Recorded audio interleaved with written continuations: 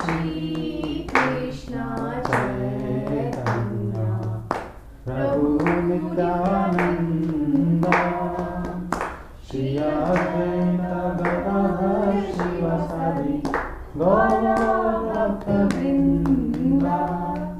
हरे कृष्णा कृष्णा कृष्णा हरे हरे हरे राम राम राम हरे हरे हरे कृष्णा कृष्णा कृष्णा हरे हरे हरे राम राम राम हरे हरे हरे कृष्णा कृष्णा कृष्णा हरे हरे हरे राम राम हरे हरे हरे कृष्णा कृष्णा कृष्णा हरे हरे हरे राम राम हरे हरे हरे कृष्णा कृष्णा कृष्णा हरे हरे हरे राम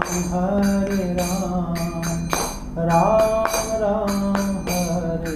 हरे हरे हरे कृष्णा कृष्णा कृष्णा हरे हरे हरे राम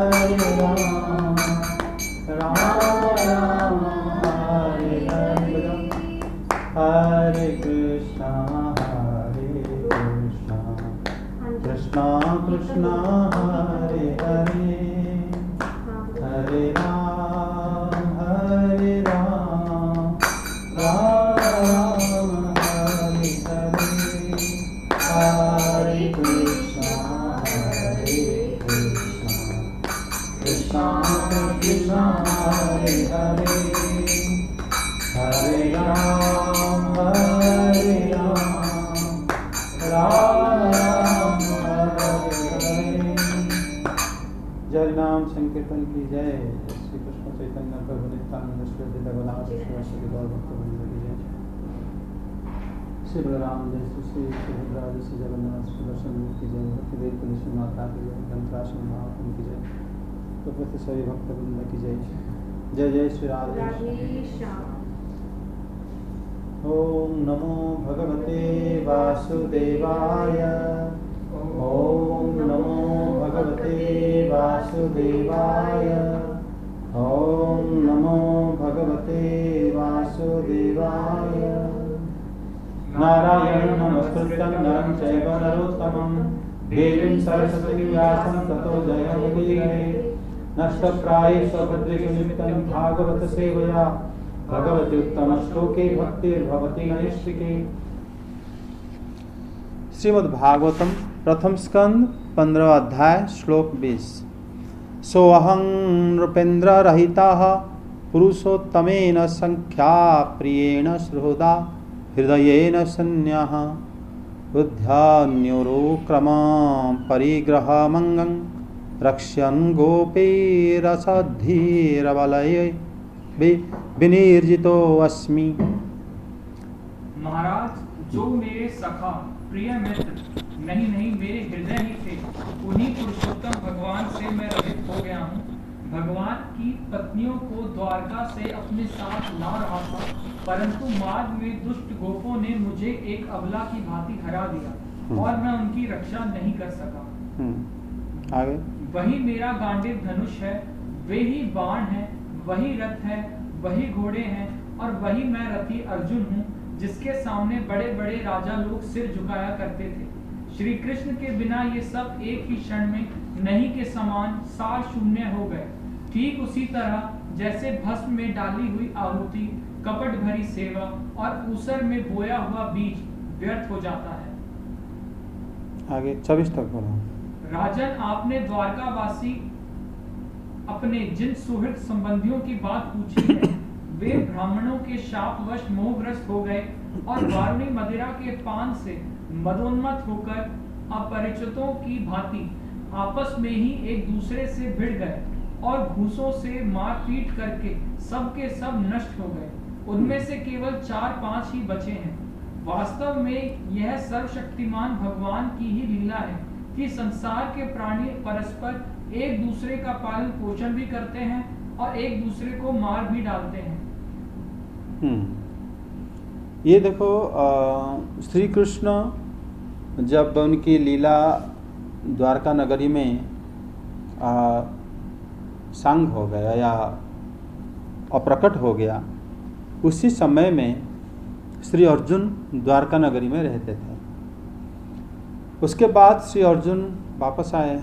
जब श्री युधिष्ठिर महाराज, उनके ज्येष्ठ भ्राता, उन्होंने प्रश्न करे अर्जुन जी को कि अभी द्वारका नगरी का क्या क्या हाल है, बताओ। और श्री अर्जुन पहले तो बताए हैं कि वो मुझे मतलब जैसे हम पिछले अध्याय में हम सुने थे कि श्री कृष्ण के उन्होंने उनका शादी से लेकर महाभारत युद्ध से लेकर सारे असुर वध आदि सब कुछ उन्होंने बताया। श्री कृष्ण के बिना हम लोग कुछ भी नहीं कर पा रहे थे उसी समय, हमें पता ही नहीं चलता था। और वो हमें आज क्या करे न, मुझे ठग दिए, है ना। मतलब बताते अहम अद्य मुषितः, कि मुझे मतलब उन्होंने ठगने के लिए बहुत 2-3 जगह में श्री अर्जुन जी बताए हैं कि जैसे मतलब सभी देवता और श्री भगवान के प्रभाव से मैं मतलब मुझे स्वर्ग में मुझे देवता लोग क्या करे थे ना, बिठा के मेरा सहायता वो लोग लिए थे।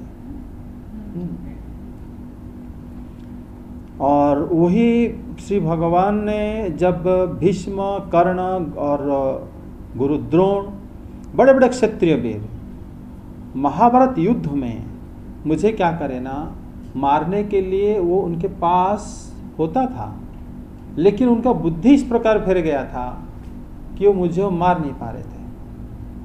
वो चाहते तो मार सकते थे। जैसे कर्ण जी को जब श्री अर्जुन ने वध करे, उसी समय रथ से वो नीचे खड़े थे, उसी समय उन्होंने उनको ललकार के वध करा था। उनके पास कोई अस्त्र शस्त्र कर्ण जी के पास आह्वान करने पर भी आ नहीं रहा था, है ना। उसी प्रकार मौका इनको भी तो उन लोगों को मिला होगा कि अर्जुन जी को मारो, लेकिन उसी समय अर्जुन जी कह रहे हैं कि उनका बुद्धि ऐसे फिर गया था कि मुझे वो मारते नहीं थे, वो लोग मुझे छोड़ देते थे। और उसी समय बुद्धि फेरने की कार्य श्री कृष्ण नहीं करा था। इस समय हम लोग पिछले अध्याय में इस बारे में डिस्कस करे थे, और उन्होंने आज मुझे ठग दिया। तो अर्जुन जी ठगने के लिए 2-3 जगह में बोले हैं। ठगने का मतलब होता है, अगर हम मान लो किसी को ठगते हैं तो हम नहीं बोलते कि मैंने ठगा, जो ठगा गया वो बोलता है मैं ठगा गया, है ना, जब उसको समझ में आता है। और ठगने के लिए हम कैसे कहते हैं कि अरे वो आदमी ने मुझे आज चीट कर लिया, हम कहते हैं ना। ये कब होता है? अज्ञानता से होता है, या तो अथवा हम लोग जान नहीं पाए, या हम चाहते तो नहीं ठगे जा सकते थे लेकिन हम ठग गए, है ना। मतलब ठगने के पीछे एक ही कारण होता है कि अज्ञान होता है। अगर हम लोग नहीं जान पाते तो हम ठग जाते हैं। श्री अर्जुन जब श्री कृष्ण को जैसे मतलब युद्ध के समय में श्री कृष्ण ऐसे सब कर रहे थे, ये बात श्री अर्जुन को पता नहीं था, तभी वो कह रहे हैं कि वो मुझे ठग दिया। उसके बाद फिर कह रहे हैं जब इंद्र जी आदि सब इनको इतना सम्मान देते थे, ये पृथ्वी मतलब इतिहास है, अर्जुन जी इसी जगह में रहते थे।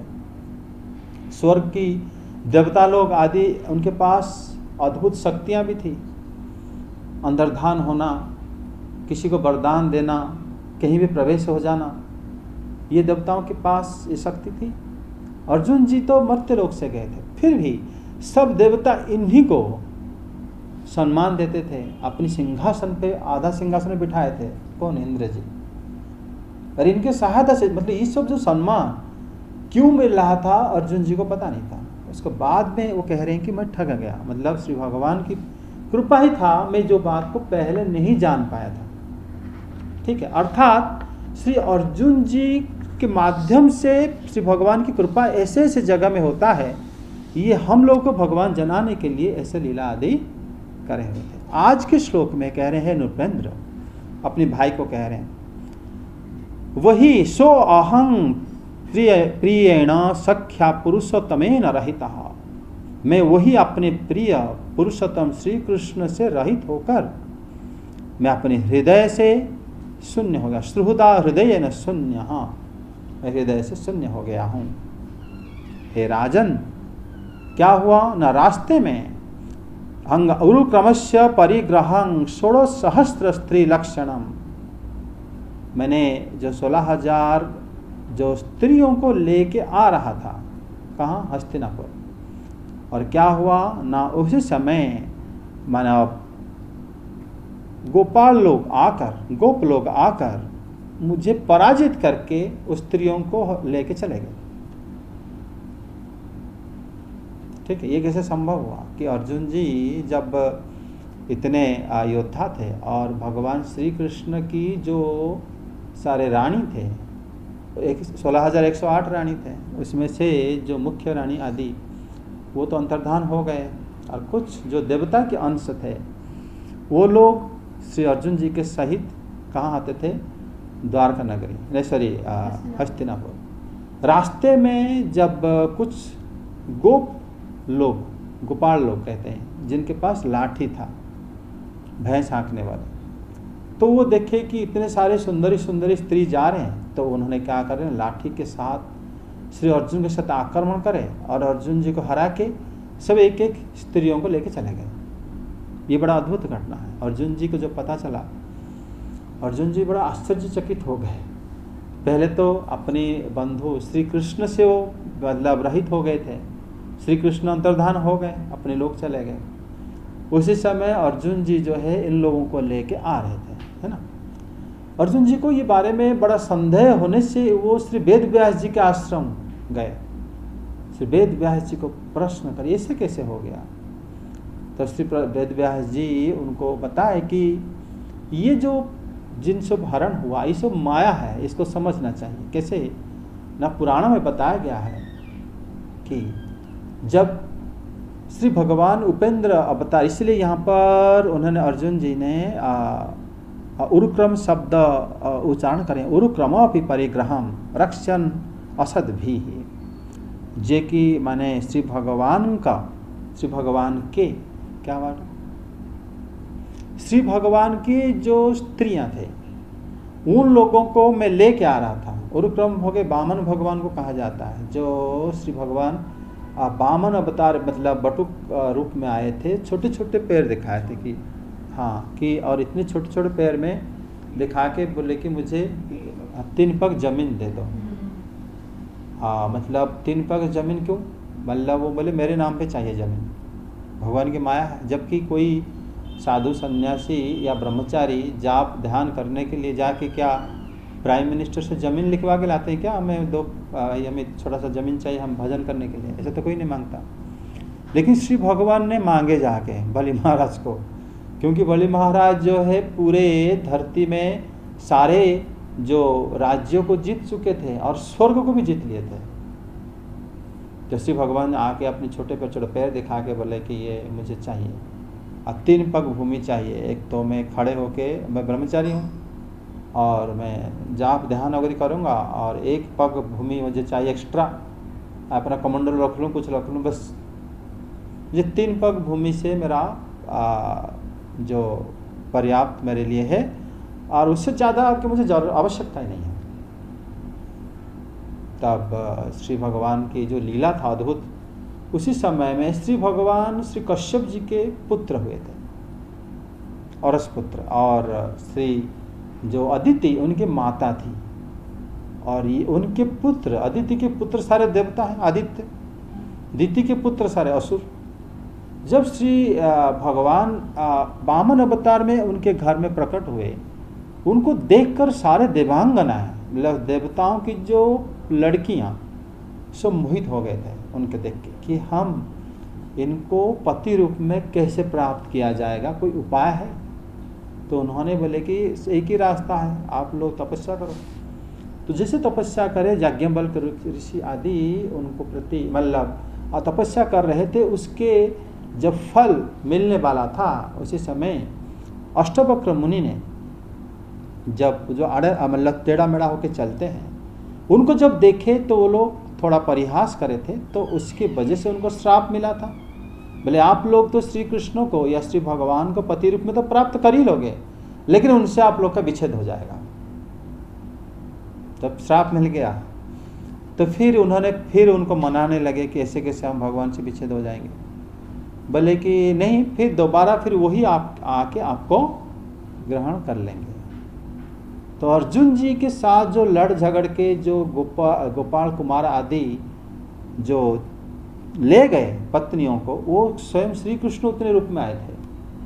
नहीं तो अर्जुन जी को कैसे कोई पराजित कर सकता है, बड़ा आश्चर्य की बात है। जबकि स्वर्गराज, जब उनके पास वही अस्त्र सब था जो महाभारत में लड़े थे, और वही धनुष भी था। बोले ना कि मेरे पास वही गांडीव भी है। मतलब बताएं कि तद्वै धनुहुत ईशवः स रथः ते हयाः अहं सह रथी। मैं वही रथी हूँ जिस रथ में मैं विराजमान करता था, वही रथ भी मेरा है और वही धनुष भी मेरे पास है, बाण भी वही है। ऐसा नहीं कि भगवान कुछ छीन के ले गए मुझसे, लेकिन मैं सब कुछ होते हुए भी मैं हार गया। ये अर्जुन जी के बड़े संदेह था। ये सब श्री कृष्ण की गुण को ही बताता है। ठीक है, इसमें श्री भगवान के अभाव में वो कह रहे हैं कि आनमंतिं ईसा रिक्तम, ईसा के रिक्त होने के कारण, भगवान की रिक्त होने से, उनके अभाव से ही ये सब क्या हो गया ना, कपट पूर्वक, मतलब जैसे कपट पूर्वक सेवा, उसर में मतलब बोए गए बीज व्यर्थ हो जाता है, उसी प्रकार श्री कृष्ण से वियोग होकर मैं व्यर्थ हो गया। ठीक है, अगर आप किसी को सेवा कर रहे हो लेकिन मन में कपट भाव है, तो उसका कोई फल मिलेगा? नहीं मिलेगा। आप मान लो बीज बो रहे हो, लेकिन बो रहे हो का उसर की जमीन पे, जिस जमीन पर क्या है, जो उपजाऊ नहीं है, नहीं। तो जैसे मान लो कि ऐसे जाल तो कोई फल नहीं मिलता। उसी प्रकार मैं, उसी प्रकार आनमंतिं इस रिक्तम सर्वम तत्क्षणेन, अल्लाह वो बताते हैं कि उसी तरह उसी क्षण मेरा मतलब जैसे सब कुछ मेरा चला गया, जैसे भगवान से मैं अलग हो गया हूँ। तब उसके बाद कह रहे हैं कि राजन, अपने जिन लोगों के विषय में पूछा, क्योंकि युधिष्ठिर महाराज, हम लोग पिछले अध्याय में पढ़े थे कि युधिष्ठिर महाराज सबके बारे में एक एक के बारे में पूछे। श्री बलराम जी कैसे हैं, श्री प्रद्युम्न जी कैसे हैं, श्री अनिरुद्ध जी कहते हैं, श्री गद्द सांबादी कैसे हैं, श्री अक्रूर जी कैसे हैं, श्री वसुदेव जी कैसे हैं, श्री मतलब देवकी देवी कैसी है, श्री रोहिणी देवी कैसे हैं, सब कुछ सबके बारे में पूछ लिए थे वो। उन्होंने बोले कि आप जिन लोगों के राजन त्वया अभिपृष्टानाम विप्रसाप विमूढ़ानाम वारुणी मदिरंग पित्वा, बोले कि वो जिनके बारे में आपने पूछा था उनमें से कोई अभी नहीं है, 4-5 लोग बचे हैं। बोले जीवित मतलब अभी तक प्रकट है। ये बड़ा रहस्य काम है। मतलब इसमें बताया गया कि विप्रसाप से ही मतलब कोई अज्ञानी नहीं होता। अगर मान लो कि श्राप दिया जाता है किसी को, कोई अज्ञान हो जाएगा क्या? अज्ञान चला जाएगा उसके। उनको श्राप ऐसे मिला था कि विप्र श्राप से कौन क्या हुआ ना, वो लोग अज्ञानी होकर मदिरा पीकर मदोन्मत्त होकर एक दूसरे को बिना पहचाने क्या करे ना, लड़ने लगे। और किससे ना, एक घास से, अरेका नामक एक घास था, उसी घास से लड़के खत्म हुई। सारे बात लग रहा है जैसे माया है। एक तो यदुवंशी अमर है। यदुवंशी को आप जानते हो, जब दुर्योधन जब गए थे मतलब द्वारका नगरी सहायता मांगने के लिए, वो क्या मांगे थे कि हमें यदुवंशी की ज़्यादा वीर चाहिए, 2 अक्षौहिणी, हमें नहीं चाहिए, आप कोई और कुछ चीज़ चाहिए ही नहीं। कि उनको पता था ये लोग सारे अजय हैं, उनको कोई नहीं मार सकता। भले युद्ध होता रहे, कितने दिन में होता रहे, ये जो 2 लाख हैं, मतलब जो 2 अक्षौहिणी हैं, इनका तो विनाश कभी हो ही नहीं सकता। तो बाकी हमारे पास जो लोग हैं वो लोग लड़ेंगे, जो होगा देखा जाएगा। कम से कम अपनी सैन्य को तो सेफ करना चाहिए, सेफ साइड लेके चलो। बाकी तो सब इंसान है दुनिया में, तो मर जाएंगे, ये तो मरेंगे नहीं कोई भी। तो इसीलिए मतलब दुर्योधन उन लोगों को मांगा था। आज श्री अर्जुन बता रहे हैं कि जिनके बारे में आपने पूछे थे वो लोग तो पहले मदिरा पिए, मदिरा पीने के बाद उनका जो हो एक दूसरे को कोई पहचान नहीं पाए।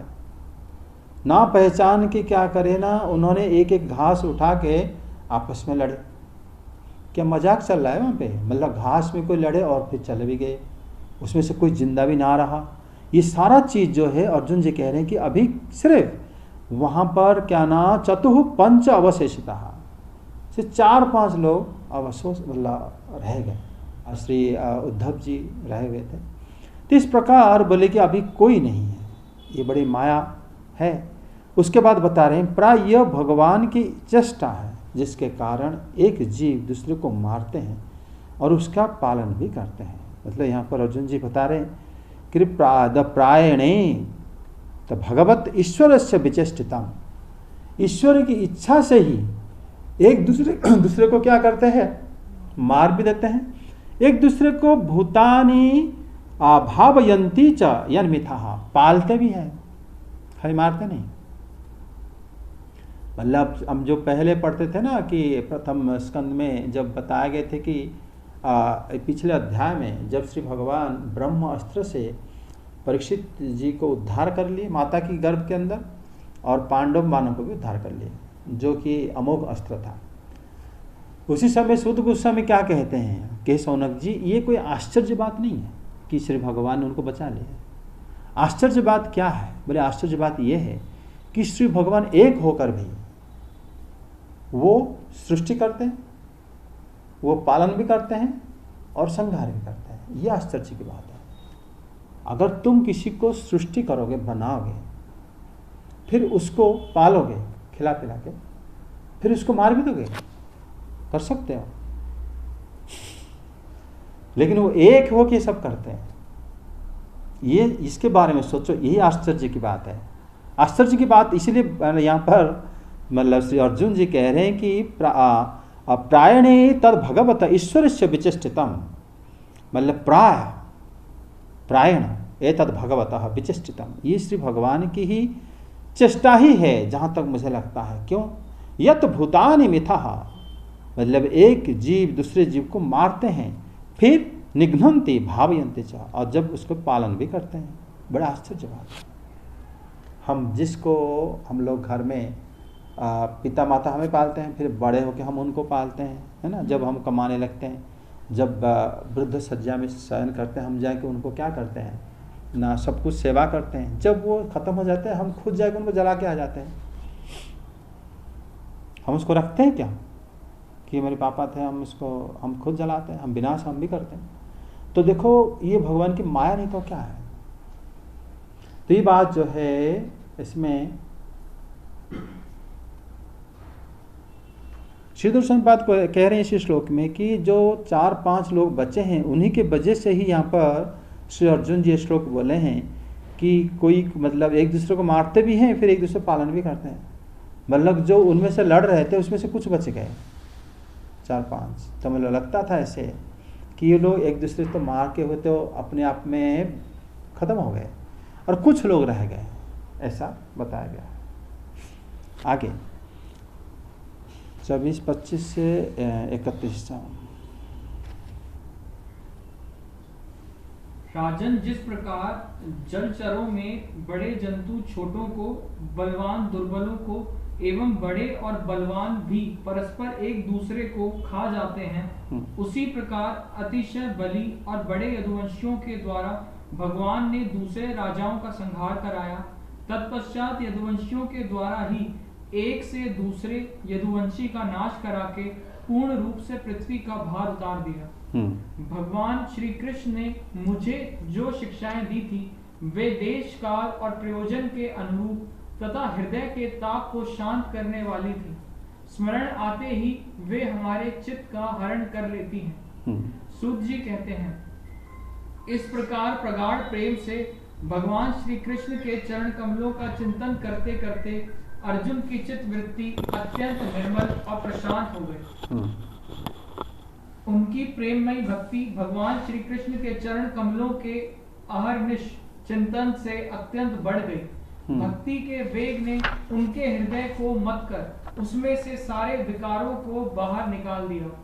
उन्हें युद्ध के प्रारंभ में भगवान के द्वारा उपदेश किया हुआ गीता ज्ञान पुनः स्मरण हो आया, जिसकी काल के व्यवधान और कर्मों के विस्तार के कारण प्रमादवश कुछ दिनों के लिए विस्मृति हो गई थी। ब्रह्म ज्ञान की प्राप्ति से माया का आवरण भंग होकर गुणातीत अवस्था प्राप्त हो गई। द्वैत का संशय निवृत्त हो गया, सूक्ष्म शरीर भंग हुआ, वे शोक एवं जन्म मृत्यु के चक्र से सर्वथा मुक्त हो गए। तो देखो ये लाभ हुआ कि नहीं, मतलब श्री अर्जुन जब भगवान श्री कृष्ण जब जैसे अंतर्धान हो गए, जो भगवद गीता तुम लोग सुन रहे थे है ना और पढ़ रहे हो, उससे अर्जुन जी को ये फायदा हुआ कि उन्होंने क्या करे ना, उनको वो सारा बीच में भूल गए थे। वो जैसे लग रहा था कि यहाँ पर काल कर्म और भोग के कारण वो विस्मृत सा हो गया था। फिर पुनः जब इस प्रकार बातें हुई तब ना उनको दोबारा याद आ गया। अर्जुन जी को कैसे याद आ गया, पहले भगवान जैसे भगवद गीता आप सुना, आप फिर थोड़े दिन बाद आप कहीं जाके जॉब करें, कहीं चले गए, फिर कभी ऐसे मोड़ आएगा, फिर हमें उसको याद आ जाता है। इसलिए प्रत्यह जब भी मौका मिलता है इसको जरूर श्रवण करना चाहिए। अर्जुन जी के बारे में यहाँ पर बताया कि भगवत संग्राम मूर्धन यत ज्ञानं गेतम काल कर्म तमोरुधम विभु तत् पुनः। जैसे ही काल समय ऐसा के समय बड़े बलवान बोलते हैं ना, समय ऐसा की बात है कि समय के हिसाब से हम भूल जाते हैं। भले कुछ ना हो, कुछ दिन हो गया, अरे मैं तो उस दिन सुना था, मैं याद नहीं कुछ भी, लेकिन ऐसा सा मोड़ आएगा एकदम उस सारी चीज याद ही आ जाएगा। समझे, यहाँ पर श्री अर्जुन को कृष्ण दोबारा भगवद गीता नहीं बताए, लेकिन उनको याद आ गया। जैसे याद आ गया फिर उन्होंने उसके कारण बता रहे हैं कि काल कर्म और भोग, जैसे हम लोग कर्म कुछ करते हैं, आप क्षत्रिय हो, ब्राह्मण हो, वैश्य हो, या आप नॉर्मली कहीं जॉब कर रहे हो, ऑफिस में पढ़ाई कर रहे हो, कुछ भी कर रहे हो, धीरे धीरे जो सुना बात क्या होता है, हम भूल जाते हैं। भूलते नहीं भूलते, आपको याद रहता है हर चीज़, कुछ कुछ बात याद रहता होगा, सारी चीज़ याद नहीं रहता। फिर वो कह रहे हैं कि वो कैसे होता है ना, याद आ जाता है। यही ही मतलब जो सेवा अगर पहले करे रहे होते हैं तो फिर वो एक दिन उसका फल दिखाई देता है। समझे कि नहीं? अगर हम कभी लाइफ में कभी कोई अच्छा काम या कभी सुने नहीं होंगे, साधु सेवा नहीं करे होंगे, तो उस समय में फिर हमें हेल्प नहीं मिलेगा, कुछ भी किसी भी प्रकार का नहीं मिलता। अर्जुन जी उसका तर्क क्या क्या दे रहे हैं देखो। वो कह रहे हैं कि राजन, जैसे जल में रहने वाले छोटे जलचर बड़े जलचर को खा लेते हैं। जल की बात क्यों कहे, बाहर की बात क्यों नहीं कहे? यहाँ जो बड़े छोटे को खाते हैं, कोई खाता है कोई नहीं भी खाता, लेकिन पानी के अंदर सब ऐसे ही खाते हैं। बड़ा जो है छोटा जो है बड़े का आहार हो जाता है ना। उसके बाद दुर्बल जो है को बलवान मार देते हैं, ये हमारे यहाँ भी होता है। और बलवान में से भी एक बलवान दूसरे बलवान को मार देते हैं। उसी तरह परमात्मा ने बलवान यदुवंशियों के द्वारा बड़े बड़े राजाओं को विनष्ट करके पृथ्वी की जो मतलब जो यदुवंशियों से भी एक यदुवंशी को नाश करके पृथ्वी का भार दूर कर दिया। तो यहाँ पर ऐसे लगता है जैसे यदुवंशियों के भार था कि जब उनको नाश हो गए तब जाके कहा गया कि वो पृथ्वी जो है भार मुक्त हो गया। यदुवंशी जो कि श्री भगवान के सब क्या हैं, अंश हैं, उनके भक्त भी हैं और उनके मतलब क्या कह सकते हैं, उनकी अपने जन हैं वो सारे, वो उनके मतलब किस प्रकार भार हो सकते हैं। चक्रवर्ती पाद बताते हैं कि जो जैसे किसी स्त्री जो है, नारी हो लड़की हो, वो गहना पहनना अच्छा लगता है और ज़्यादा गहना दो तब भी उसको अच्छा लगता है। तो अगर ज़्यादा गहना उसके लिए भार भी है, भार नहीं भी है। जब वो बाहर घूम घाम के आई, वो सारे गहना को खोल के अलमारी के अंदर सुरक्षित रखता है। उसी प्रकार श्री भगवान के जो गहने थे, कौन? यदुवंशी, उनको उन्होंने जब देखे कि मुझे जाना है या मुझे अभी लीला यहीं पर बंद करना है, तो पहले इन लोगों को मैं सुरक्षित रख लूं। जो कि हमें देखने में लगता था कि ये विनाश हो गए, वो ये हो गया, वो हो गया, वो नहीं था, ये माया ही था, जो कि एकादश स्कंद में इस बारे में विशेष चर्चा होगी। उसके बाद कह रहे हैं कि देश काल और प्रयोजन उपयोगी तथा हृदय के संताप को शांत करने वाली जिन भगवान गोविंद ने मुझे बतलाया था, उन सबों का स्मरण करने वाले मेरे चित्त को वो आकृष्ट करती हैं। मतलब अभी क्या हुआ?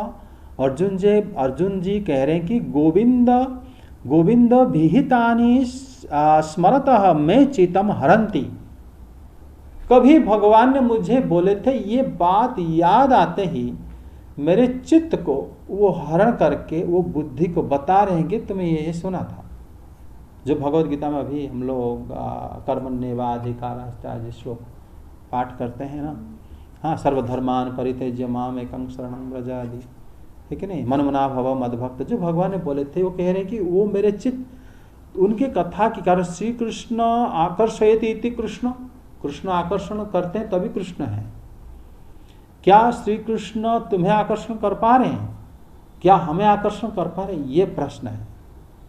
यहाँ अर्जुन जी कह रहे हैं कि मुझे वो आकर्षण कर रहे हैं, क्योंकि वो कह रहे हैं कि मेरे चित्त को, उनकी बात जो है, मैं चित्तम हरंती, मेरे चित्त को हरण कर रहे हैं। कौन सा? न हृत तापो सममानी गोविंद विहितानि स्मरतः मैं चित्तम हरंती। जैसे ही मैं श्री गोविंद की वो बातों को याद करता हूँ, मेरा चित्त जो है हरण हो जाता है। तो अगर हम कभी भी श्री भगवान के कथा सुने होंगे, भगवद गीता की कथा या श्रीमद् भागवतम की कथा, तब क्या होगा, हम उसी बात को कभी ना कभी हमारा चित्त, जब ऐसा मौका आता आएगा। देखो अभी अर्जुन जी के दुनिया में पूरा उनके पास कुछ नहीं है, और उनका जो योद्धा का जो था दम्भ था, या जो भी दम्भ तो नहीं था, हम नहीं कह सकते, कि उनका जो आइडेंटिटी था वो भी हरण हो गया। और क्या रह गया?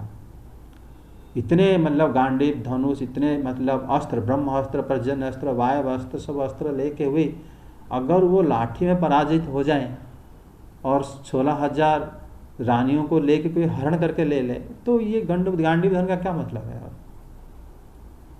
है ना? कुछ नहीं। अभी सिर्फ जब भगवान कहते हैं ना, जब मैं किसी के ऊपर कृपा करता हूँ उसका सब कुछ हरण करता हूँ पहले। हार में भी जीत है, हार में भी जीत है, क्योंकि मतलब भगवान से हारे। हाँ, जब भगवान से हारे तब जाके वो बुद्धि उनका उसी के प्रति हुआ। अगर मान लो भगवान हमारा धन छीन लेंगे तो हमें फायदा होगा कि नहीं होगा? निश्चित फायदा होगा, क्योंकि वो आके छीन रहे हैं। जब भगवान बताते हैं ना कि जब मैं किसी के ऊपर कृपा करता हूँ उसका सब कुछ छीन लेता हूँ, उसका सारे प्लान को निष्फल करता हूँ। जितने भी योजना बनाएगा, नहीं, प्लान करते जाओ, वो फिर सबको जब धीरे धीरे नष्ट करते जाएंगे, फिर वो उसके बाद कोई रास्ता ही नहीं बचेगा। तो फिर उनको याद करेगा, है प्रभु, फिर उसके बाद संसार से उद्धार पाने के रास्ता मिल गया उसको। जब तक हमारा कुछ भी इच्छा रह जाता है, हम अपने प्लान में कामयाब हो जाता है, समझ जाना भगवान शिव जो है जल्दी संतुष्ट हो जाते हैं। जानते हो कि नहीं? असुर आदि, रावण, हिरण्य, सब लोग भगवान शिव जी के भक्त हैं। और जो भगवान शिव को प्रसन्न करे हैं उनको अच्छे अच्छे वरदान मिला है ना, धन मिला है, जन मिला है, पत्नी मिला है, सब कुछ मिला है। लेकिन आप कभी इसको कभी विचार किया है? भगवान शिव संहार करता है। तुम्हें जो सामान सब दिए हैं वो संहार होने के लिए दिए हैं, जीने के लिए नहीं दिए हैं। संहार मतलब क्या होता है? नष्ट होने के लिए। अच्छा। तुम जितना जितना चाहोगे, सारी इच्छा अगर कोई पूर्ण कर रहा है, वो तुम्हें संहार के रास्ते में ले, मतलब विनाश के रास्ते में ले रहा है, या मतलब तुम्हें अमर कर रहा है वो? विनाश कर रहे हैं, वही है शिव जी। जो मांगे तथास्तु, वो जानते हैं विनाश होगा इसके उसका। श्री विष्णु को अगर कोई कुछ मांगते हैं, कुछ नहीं देते वो पहले कोई, इसलिए उनको कोई ट्राई भी नहीं करता, क्यों बेकार मांगे। कुछ नहीं मिलेगा। उल्टा तुम मांगने जाओ, तुम्हारा बुद्धि फेर देंगे वो, तुम लास्ट में भिखारी में भी खुश रहोगे। दुनिया में सब कुछ तुम्हें छीन के ले लेंगे तुमसे, तुम्हें मार पिटाई करके छोड़ देंगे रास्ते में, तब भी तुम खुश। वो होता है विष्णु भक्त। सब कुछ, उसके बाद कुछ नहीं होता। क्यों? वो अमर होना चाहता है, वो अमर हो भी गया वो। बाकी जिनके भक्त होते हैं सब चीज मिल जाता है, वो विनाश और बुद्धि में चलता है। वो जिस जगत में बहुत सारे धन इकट्ठा कर लिया, पत्नी और पुत्र पौत्र सब कर लिया, फिर उसके बाद सबको छोड़ के गया, सब सारा आशा इच्छाएं को लेके गया। इतना आशा इच्छाएं इकट्ठा कर दिया, वो अभी 1 लाख जन्म तक उसका काम आएगा। बहुत बार जन्म लेगा, फिर और जन्म लेगा, फिर और जन्म लेगा। है कि नहीं? लेकिन यहाँ पर देखो, यहाँ पर श्री अर्जुन बता रहे हैं कि मुझे, मेरे चित्त को आकृष्ट कर रहे हैं भगवान की जो वाणी। अभी आज श्री अर्जुन के जो दशा है, जो स्थिति है, कोई कल्पना नहीं कर सकते। ये बात महाभारत आदि में वर्णन नहीं मिलता। उसमें बताते हैं कि जिस तरह अत्यंत प्रगाढ़ प्रेम पूर्वक भगवान श्री कृष्ण के चरण कमलों का चिंतन करने वाला अर्जुन जी की बुद्धि निर्मल तथा शांत हो गई। ये बात शुद्ध गोस्वामी पाद कहते हैं। इस तरह एवं अति गाढ़े न सौहार्देन कृष्ण पाद सरोरुहम, भगवान श्री कृष्ण के चरण में बहुत ज़्यादा प्रेम बढ़ने के कारण उसकी बुद्धि शांत हो गई। हम बुद्धि के बारे में चर्चा करते हैं, बुद्धि शांत कैसे होगा? भगवद गीता में चलता है ना डिस्कशन। श्री कृष्ण की मतलब प्रेम अगर बढ़ता गया तो बुद्धि शांत हो जाएगा और कुछ नहीं रहेगा। श्री कृष्ण कथा से अत्यंत प्रेम होने से बुद्धि शांत हो गया, यही कारण इसमें बताया गया है। उसके बाद बताते हैं कि भगवान जो वासुदेव है, निरंतर चिंतन करने के कारण जिसका वेग बढ़ गया था, उस भक्ति के द्वारा श्री अर्जुन के हृदय में सारे विकार बाहर निकल आए। उसके हमारे हृदय में भ्रम रहता है। विकार का मतलब होता है भ्रम। भक्त्या अर्जुन निर्मथिताशीष कषायाधीषण अभूत। सभी प्रकार की जो विकार है, जो भ्रम है, हमारे अंदर बहुत भ्रम रहता है कि नहीं रहता? दीप्ति, क्या भ्रम है बताओ तुम्हारे अंदर? जैसे मैं कोई टारगेट बनाती हूँ, मुझे लगता है कि आज मैं कर लूंगी, पर वो पूरा नहीं हो पाता। क्या टारगेट? जैसे आज मुझे इतना पढ़ना है, वो नहीं पढ़ हो पाता। नहीं हो पाता। और कोई चीज हम सोचते हैं, लेके चलते हैं, हाँ हो जाएगा, तो ये भी एक तरह से भ्रम ही है, इल्यूजन। भ्रम क्यों है? सोच रहे हैं। शिवा? भ्रम तो यही है कि हमें लगता है कि भौतिक संसार में सुख है, लेकिन एक्चुअल में वो नहीं होता। हम कितनी भी कोशिश कर लेते हैं मटेरियली एंजॉय करने में, लेकिन और ढूंढते हैं सुख केवल भौतिक चीज़ों से सुख मिलेगा, उसको एंजॉय करेंगे, बट एक्चुअल में नहीं मिलता। तो ये एक तरह से भ्रम है। नहीं, तुम जो कह रहे हो कि भौतिक सुख तुम ढूंढते हो, है ना, वो भ्रम पर तुम किसे पता चलेगा? तुम्हें किसे पता चला कि भ्रम है? क्योंकि उसका प्रयास करने के बाद भी तो सुख नहीं मिलता ना, सेटिस्फेक्शन। मतलब तुम्हें जब बाद में जब तुम्हें नहीं मिलता तब पता चलता कि मैं गलती में था। अगर मान लो सपोज तुम्हें मिल गया होता तो अभी तक तो मिला नहीं, तो उसको हम भ्रम मानते हैं। क्योंकि यहाँ पर वो मतलब कह रहे थे कि श्री कृष्ण के चिंतन करने से उनका जो भ्रम है बाहर निकल आया, सारा विकार बाहर निकला। हमारे जितने प्रकार की बुद्धि के जितने भी विकार हैं, बुद्धि पता है क्या करता है? बुद्धि हमारा हर एक प्रकार मन की जो चाह को क्या करता है ना कोई एक रास्ता बताता है बुद्धि। तुम्हें चाह क्या है? नहीं, मेरे चाह है कि मेरे पास अच्छा फोन है। उसके बाद तिकड़म लगाओगे तुम दिमाग में, क्या करें, तो फिर उसमें धीरे धीरे तुम्हें कोई ना कोई रास्ता मिलेगा। पापा को बोले, मम्मी को बोले, उनको बोले, इनसे लाए, फिर हम जुगाड़ करते हैं, है ना। लेकिन अगर मान लो बुद्धि हमारा जितने भी रास्ता अपना लेता है, वो सारा को, उसको बुद्धि को विकार कहा जाता है। वो सारा जब नष्ट हो जाएगा, तुम्हें कभी फिर फोन के बारे में इच्छा होगा क्या? नहीं होगा। कोई तुम्हें देगा तब भी तुम तो मेरे को जरूरत ही नहीं, इसका क्या करूँगा। वो वाला स्थिति होता है भक्त की स्थिति, समझे ना। तो किसी कभी कोई फोन को कोई वस्तु जिसे खाने के लिए, कोई खाने भक्त जो होते हैं ब्रज में रहते, मतलब भजन करते हैं, पेड़ों के नीचे बैठे रहते हैं, तो खाने की इच्छा भी नहीं होता। अगर इच्छा होता वो मतलब कहीं ना कहीं जाके जुगाड़ करके, बहुत जगह में वहाँ भंडारा होता है, लेकर आके बैठे परिश्रम करते, कुछ नहीं करते हैं, वो सोचते हैं मिलेगा ना, कोई बात नहीं। वो खाने के लिए भी उनका इच्छा नहीं होता। कपड़ा जो पहने और भजन करते रहते हैं, सोचते हैं कि कितना दिन रहना, वो मुक्त हो जाते हैं ना, वो लोग मुक्तात्मा हो जाते हैं। अपरिपक्ष में जब हम लोग बहुत सारे जुगाड़ करते हैं, रास्ते में हम लोग मिलते हैं, कहाँ गए थे ना, मार्केट गया था, कहाँ गए थे, ऑफिस गया था, सारा काम हमारा सामान बटोरने में जाता है। मार्केट में लोग भीड़ मिलते हैं कि नहीं? क्यों मिलते हैं? सामान जुगाड़ का मतलब इकट्ठा करने के लिए जाते हैं, किस लिए जाते हैं वहां पे? सारे सामान इकट्ठा करने के लिए हम लोग बहुत लालायित रहते हैं, चाहे वस्त्र हो, चाहे खाद्य पदार्थ हो, चाहे हमारा उपभोग सामग्री हो, है ना, सब प्रकार की। तो यहाँ पर वो बुद्धि के विकार है, और कृष्ण भक्त का बुद्धि के विकार नहीं होता। बुद्धि की जब विकार चला जाता, तभी श्री अर्जुन जी कह रहे हैं, संग्राम के समय जब श्री भगवान भगवत संग्राम मूर्धनि यत् ज्ञानं गीतम काल कर्म तमरुद्धम विभो तत् पुनराध्यागमत्, वो अभी मैं पुनः प्राप्त कर लिया। जो चीज मेरे मन में पहले से भगवान ने डाल दिए थे, लेकिन अब वो फिर दोबारा याद आ गया। याद आने से पहले वाला स्टेज क्या है कि हमारा बुद्धि सारे वस्तुओं से हट गया, चाहिए हट जाना चाहिए, तब याद आएगा। हम लोग भागवत श्रवण करते हैं, भागवत श्रवण करके श्रोता वक्ता दोनों मार्केट में मिलते हैं, है ना। ये किस चीज के लिए गया होगा, वो किस चीज के लिए गया होगा, फिर हम किस प्रकार वस्तु को याद करेंगे, भगवत वस्तु को।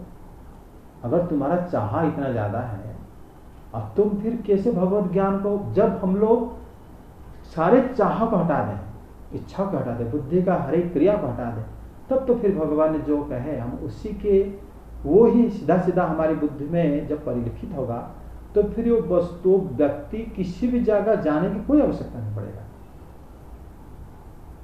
सर वो मार्केट वाला एग्जांपल समझ नहीं आ रहा मुझे। जैसे कि आपने बोला कि हमें वस्त्र चाहिए या खाने के लिए चाहिए, हम मार्केट जाते हैं, तो सर ये तो हमारी नेसेसिटी हो गया ना, मतलब लाइफ को जीने के लिए, तो ये भी तो जरूरी है ना। नहीं, मतलब आप किस कॉन्टेक्स्ट में समझाना चाह रहे हो? देखो मार्केट के ना जो कह रहे हो, लाइफ जीने के लिए हम वहाँ जाते हैं, सामान लेते हैं। हाँ। क्या वास्तव में उसमें अगर लेके आते हैं डेली सामान, मरते तक फिर मर क्यों जाते हैं? तो जो लाइफ हमें अभी जो कुछ हमारे फिक्स्ड ईयर्स हैं यहाँ पे आने के लिए, कोई तो फिक्स्ड पता है क्या? पता नहीं है। तो मनुष्य जन्म जो मिला है वही तो बात है, जीने के लिए। मनुष्य में अगर तुम्हें पता ही नहीं कितने दिन तुम्हें जिंदा रहना है, और लेकिन तुम खुद कह रहे हो कि हम जीने के लिए वहां जा गए थे मार्केट, अगर जीने के लिए हम सामान लेने गए थे या खाने लेके आए थे, इसलिए जिंदा हैं, ये तर्क ही गलत हो जाता है। तो हम लोग फिर अगर हमेशा उसी से जिंदा रहते तो हम कभी नहीं मरते। उससे पहले मार्केट चले जाओ, हम जिंदा हो जाएंगे, ऐसा तो हो ही नहीं सकता है कि नहीं। अर्थात हमारी बुद्धि जो है, बुद्धि में कमी है। हम जिस चीज को जन्म का या जिंदा रहने के कारण समझते हैं, वही चीज हमारा मरण का कारण है कि नहीं। जीवित रहने का कारण, मृत्यु का कारण हमारे लिए कोई फर्क है? आप बताओ, क्या मृत्यु से पहले तो आपने खाना छोड़ दिया? क्यों छोड़ दिया? कोई लोग खाने के बाद भी सो के मर जाते हैं, कोई लोग उस टाइम नहीं खाया और मर गए। तो ये जो स्थिति होता है, क्या हम कह सकते हैं खाओगे नहीं तो मर जाओ, जबरदस्ती खाओ? तो अगर खा भी लेगा क्या जिंदा रह जाएगा वो? असंभव। तो हमारे लिए जीवन जीने के कारण, मरने के कारण एक हो जाता है, कोई इसका मायने नहीं रहता। इसलिए शास्त्र में बताया गया है कि अगर जिंदा रहना मर रहा है वो अलग बात हो गया, यहाँ पर जब भ्रम बुद्धि से निकल जाता है तब जाके तुम उसको पुनरुद्यगमत, वो दोबारा तुम्हारी बुद्धि में विकसित हो जाएगा। अगर तुम कभी भी भागवत आदि श्रवण करे होगे या श्रीमद् भगवद गीता श्रवण करे होगे, हाँ साधु श्रवण करे होगे, वो कब तुम्हारे पास आएगा? अगर तुम्हारा बुद्धि कभी बिल्कुल निष्क्रिय हो जाए या विकार रहित हो जाए तब आ जाएगा। तुम्हारी बुद्धि में तो बहुत चीज बसा हुआ है, तुम बुद्धि को बहुत माने बारे में क्या कर रहे हो, लगा रहे हो कि हम कैसे वो बुद्धि के माध्यम से हम एक डिसाइड करें, वो एक चीज में हम लोग निष्कर्ष में पहुंचे कि हम करना क्या है। हम बुद्धि को इस प्रकार लगा प्रयोग करते हैं ना, और जब वो प्रयोग चल रहा है तुम कैसे फिर ये करोगे, नहीं कर पाओगे। आगे तो बताता है कि संग्राम के समय जो भगवान मुझे दिए थे वो मुझे प्राप्त हो पाया। ब्रह्म संपत्त्या विशोक, ब्रह्म ज्ञान जो है विशोक है। अगर ब्रह्म ज्ञान आपको प्राप्त है आप कभी शोक नहीं करोगे। शोक करता है कौन? जो अज्ञानी है। अज्ञानी शोकाकुल होता है। अज्ञान क्या है? अज्ञान का बहुरूप होता है, ज्ञान का एक रूप है। ज्ञान हो गया श्री कृष्ण के साथ हमारा संबंध। ज्ञान जब हम जान लेंगे तो तुम ज्ञानी हो गए। अज्ञान का बहुत रूप है। अज्ञान का इतना रूप है कि तुम अनंत रूप है अज्ञान का। अज्ञान से तुम कभी बच नहीं पाओगे। जैसे सांप, जैसे हमारे उपनिषद में बताया जाता है सर्प और रज्जु, रस्सी और सांप दोनों देखने में एक जैसा है। तुम्हें अगर सांप के बारे में बता दिया गया कि सांप जो हिलता है उसको छूने से, या इसे तुम जान के पता चल गया कि ये सांप नहीं है, लेकिन रज्जु जो रस्सी तुम्हें पता नहीं क्या होता है। हो सकता है वो रस्सी ना हो के एक लकड़ी हो तो सांप की तरह दिख रहा हो सकता है कि माला हो जो सांप की तरह दिख रहा हो सकता है कोई कपड़ा का मतलब कुछ ऐसे गिरा हो। अज्ञान कितने प्रकार का है। सांप तो है नहीं है तो पता चल गया, वो रस्सी है कि नहीं कैसे कहोगे? तो रस्सी को पता नहीं क्या होता है। तुम वो माला की है कि नहीं तुम्हें कैसे पता होगा? अर्थात अज्ञान का इतने सारा रूप है, अज्ञान का पार तुम कभी नहीं पा सकते। लेकिन ज्ञान को तुम अगर श्री भगवान जैसे बताते हैं अगर पा लोगे तो फिर ज्ञान में तुम अज्ञान से दूर रह सकते हो, है ना।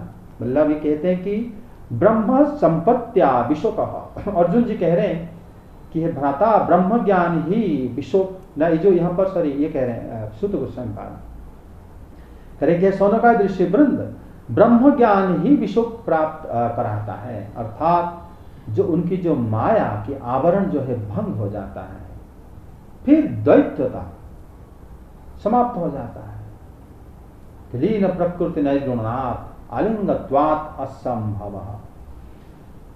हमारा दैत्य ज्ञान क्या होता है? दैत्य ज्ञान हो गया जो डुअलिटी जिसको कहते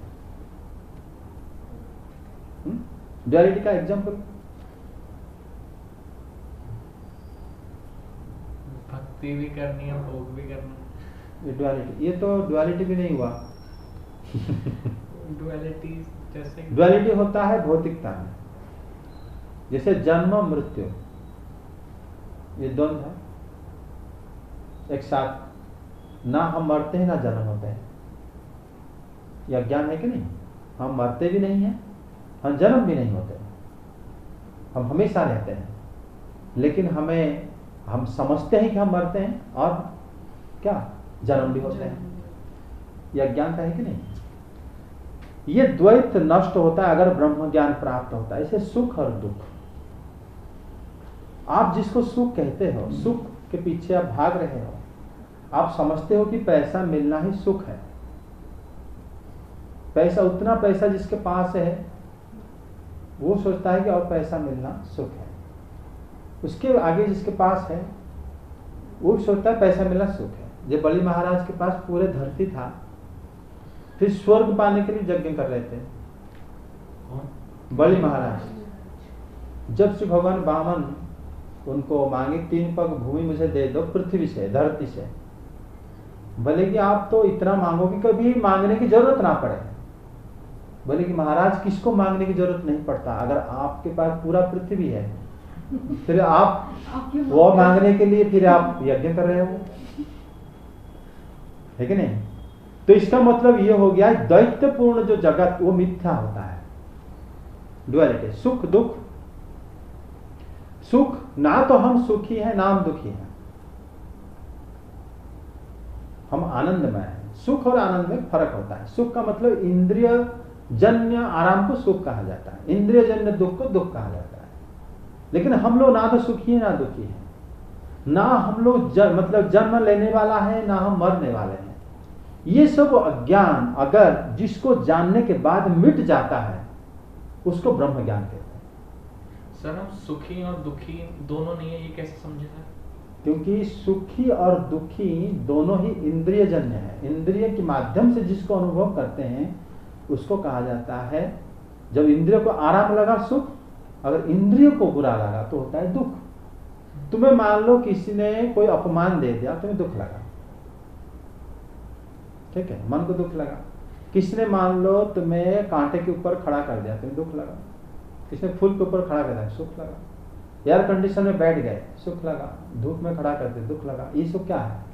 द्वंद्व है। लेकिन सर ये लग रहा है किसको? हमें। ये सबको नहीं लगता। जिसको जानने के बाद ये सब नहीं लगता उसको कहते हैं ब्रह्म ज्ञान। तो सर क्या ऐसा होता है या ऐसा भी होता है कि किसी को ना तो सुख लग रहा ना दुख लग रहा, ना सर्दी लग रही ना गर्मी लग रही, क्या ऐसा प्रैक्टिकली पॉसिबल है कि उसे कुछ नहीं लग रहा? हाँ, पॉसिबल है। देखो श्रीमद् भागवतम में हम देखते हैं, अभी अर्जुन जी का दशा वही है।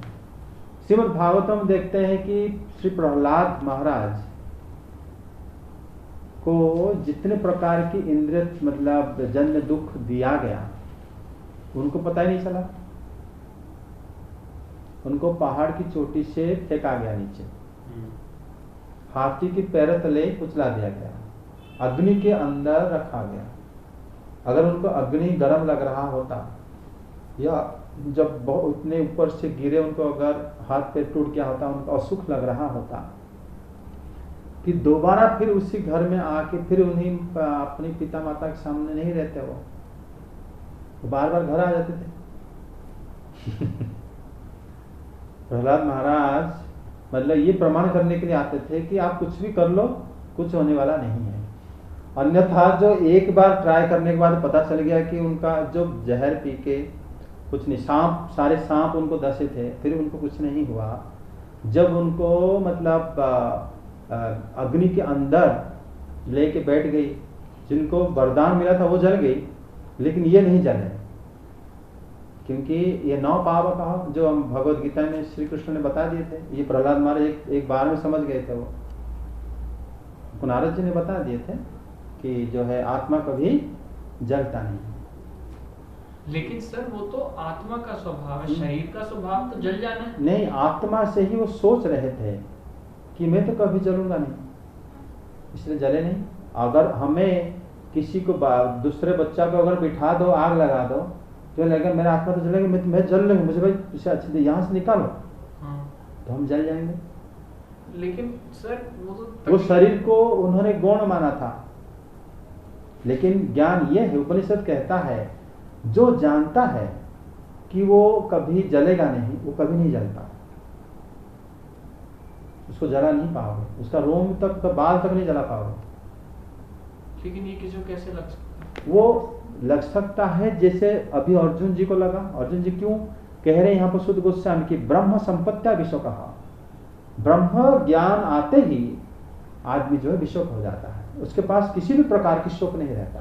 तो सर ये जो जैसे भी आपने कहा कि जब किसी भी व्यक्ति को ब्रह्म ज्ञान हो जाता है तो वो विशोक हो जाता है। हाँ, कोई किसी प्रकार का शोक नहीं रहता, किसी प्रकार का शोक नहीं रहता। नहीं। तो ये ब्रह्म ज्ञान होता क्या है, कैसे हो जाता है? हाँ। किसी को कैसे प्राप्त हो जाता है ब्रह्म ज्ञान, जब वो उसका कोई सम्मान कर रहा है तो भी वो प्रभावित नहीं होता। और उसका कोई निंदा या अपमान भी करते तब भी वो विचलित नहीं होता। जबकि हमने तो ये पाया कि जरा सी बहुत छोटी सी बात से हम इतने विचलित हो जाते हैं कि रोटी तक खानी मुश्किल हो जाती है। सो नींद नहीं आती कि यार फला, जैसे ये बच्चे ही बैठे हैं, मान लो ये कुछ बोल दें, हम इनसे बात कर रहे हैं, कुछ मान लो हमें शाउटिंग वे में कुछ बोल दें तो हम इंसल्ट महसूस करेंगे, यार इस बच्चे ने हमें ऐसा कह दिया, हम तो शायद सो भी नहीं पाएंगे, नींद नहीं आएगी। तो आप जो कह रहे हो वो तो स्थिति ऐसी है कि किसी ने अगर कुछ भी कह दिया तो क्या हो गया, और किसी ने बहुत 2-4 मालाएं गले में डाल दी तो भी क्या हो गया, कुछ नहीं। तो सर ये तो मैं समझ तो रहा हूँ कि ये लेवल बहुत हाई लेवल है। हाँ। लेकिन इस लेवल पर पहुंचने के लिए आपने जो उदाहरण दिया वो प्रहलाद महाराज का दे दिया। हाँ, तो बड़े सर कोई और तो उदाहरण, हाँ, और उदाहरण अभी देखो अर्जुन जी अभी ऐसा उदाहरण, या उदाहरण ठीक है आप दूसरा भी दे दोगे।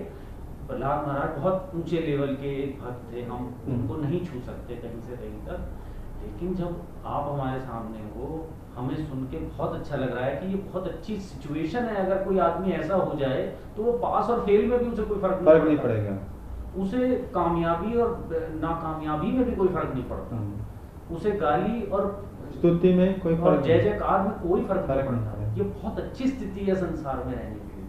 परंतु इसके थोड़ा सा ये बताओ कि वो जो ब्रह्म ज्ञान आपने बोला वो होता क्या है? वो होता क्या कोई जड़ी बूटी है हमने खा ली और हम ब्रह्म ज्ञानी हो गए?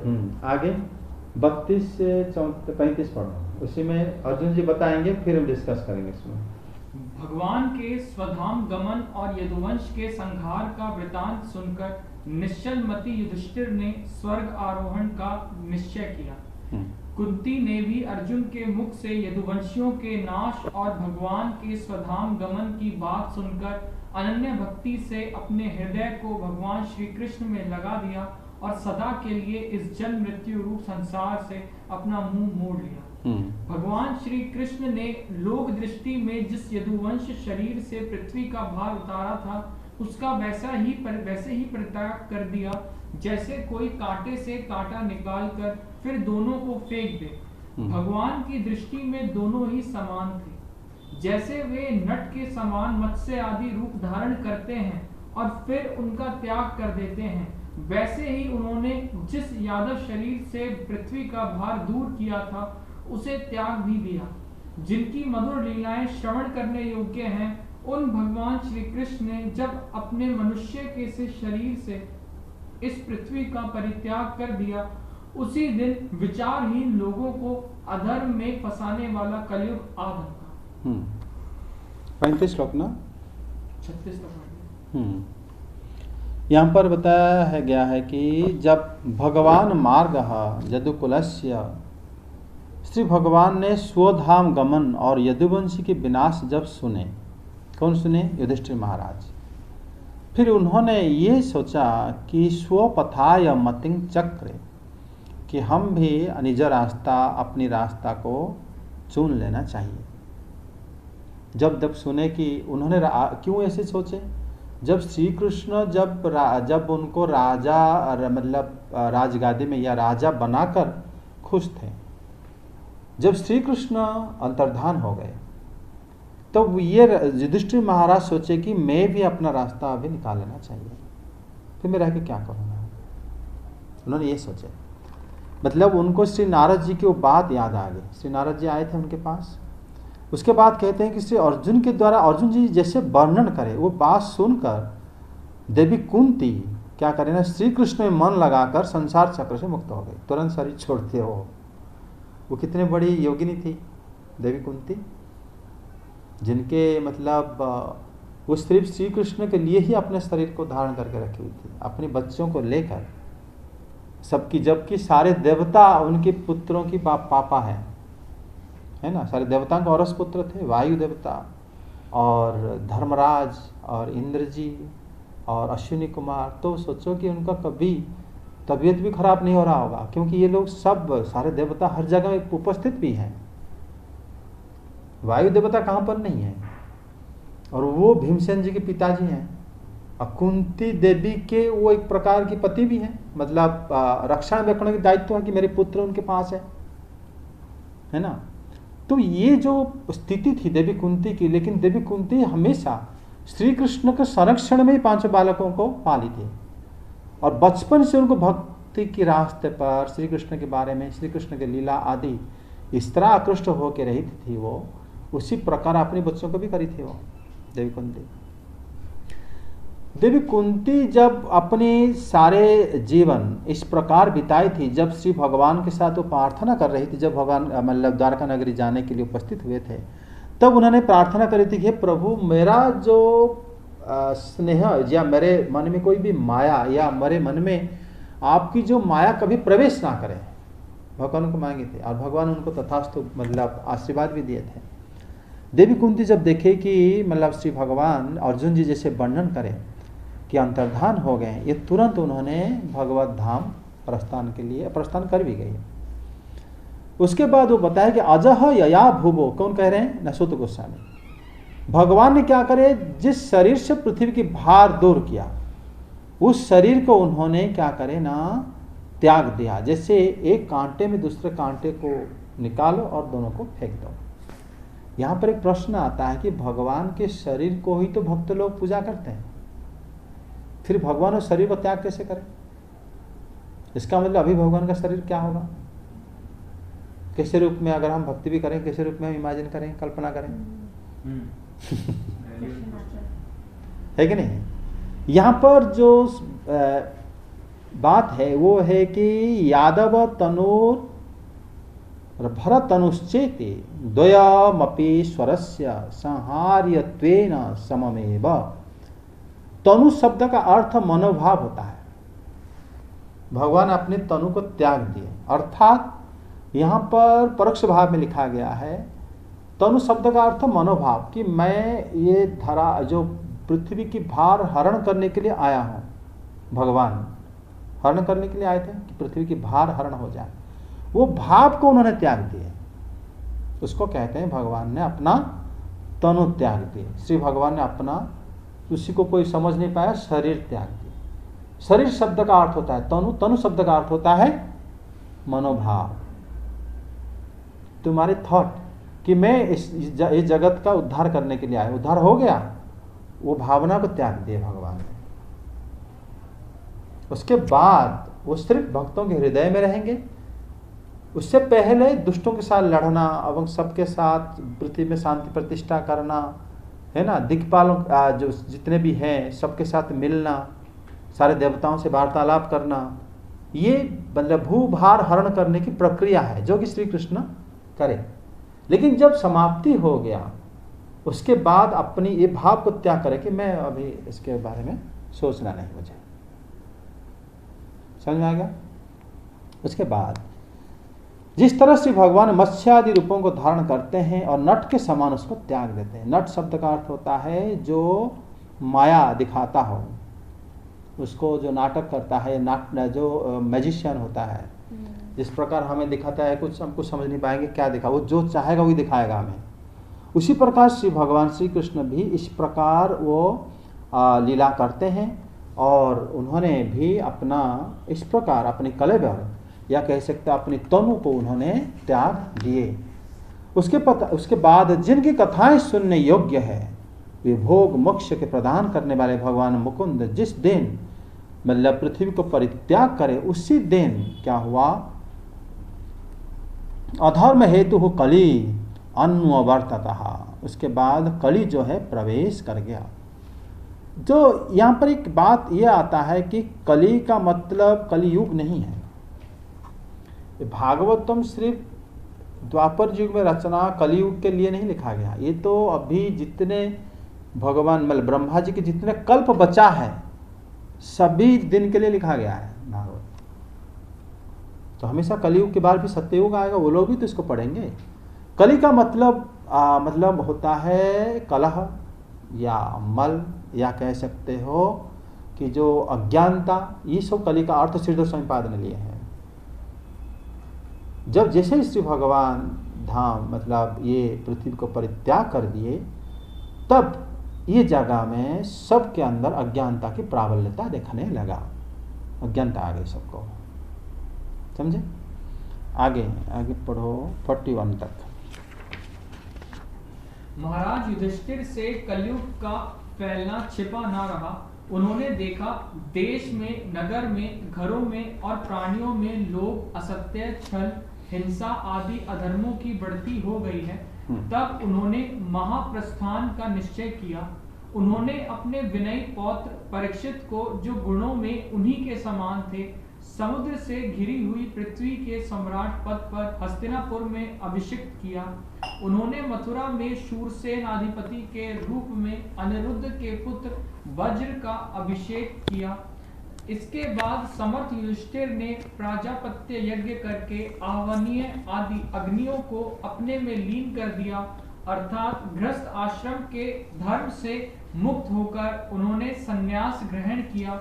युधिष्ठिर ने अपने सब वस्त्राभूषण आदि वहीं छोड़ दिए एवं ममता और अहंकार से रहित होकर समस्त बंधन काट डाले। उन्होंने दृढ़ भावना से वाणी को मन में, मन को प्राण में, प्राण को अपान में और अपान को उसकी क्रिया के साथ मृत्यु में तथा मृत्यु को पंचभूत में शरीर में लीन कर लिया। मतलब युधिष्ठिर महाराज पहले वाणी को अपनी इंद्रियों में, वाणी मतलब हम बोलते हैं, उसको उन्होंने अपनी मन में लीन कर दिया। मतलब उस दिन से बोलना बंद कर दिया। कब? जब से परीक्षित महाराज को राजा बना दिया। उसके बाद मन को अपने प्राण में लीन कर दिया। प्राण में क्या क्या कैसे पता चलता है? प्राण वायु हमारा जो सांस लेते जाते हैं वो भी प्राण वायु है। प्राण वायु हमारा 5 प्रकार की है और वैसे वायु 10 प्रकार की है। तो अपान जानते हो, अपान, प्राण, व्यान, समान, उदान, ये सब जो वायु है अलग अलग जगह में रहते हैं। प्राण को अपान में लीन कर दिया। अपान वायु हमारा कौन सा है? जो वायु हमारा शरीर से नीचे जाता है ना, उसको हम गलत वायु मानते हैं। जो ऊपर से जाता है उसको प्राण वायु मानते हैं, अपान। लेकिन जो मृत्यु समय योगी वो लोग वायु बिल्कुल नीचे की तरफ जाने नहीं देते। जब मृत्यु समय आ जाता है तो फिर क्या होता है? न अपान में लीन कर दिया प्राण को। उसके बाद अपान प्राण का आकर्षण करता है। जैसे आपने अपान को बंद कर दिया जाना नीचे की तरफ, वो प्राण को खींच लेगा अपान। वो योगी लोग जानते हैं योगिक क्रिया द्वारा कि किस प्रकार शरीर छोड़ा जाता है और मृत्यु समय में हम कैसे उस जगह को बंद करने के लिए एक तरीका है बैठने का। बैठ के अपान वायु को मतलब ध्यान से मतलब जो हमारा जो मूलाधार चक्र है वहाँ से उसको रोक के उठाते हैं, ठीक है, जो वायु को नीचे जाने नहीं देते। उसके बाद क्योंकि श्रीधर स्वामीपाद कहते हैं कि जो अपान जो है वो प्राण को क्या करता है ना, आकर्षण। तंग च प्राणों में तीरे अपाने तेना आकर्षणात्।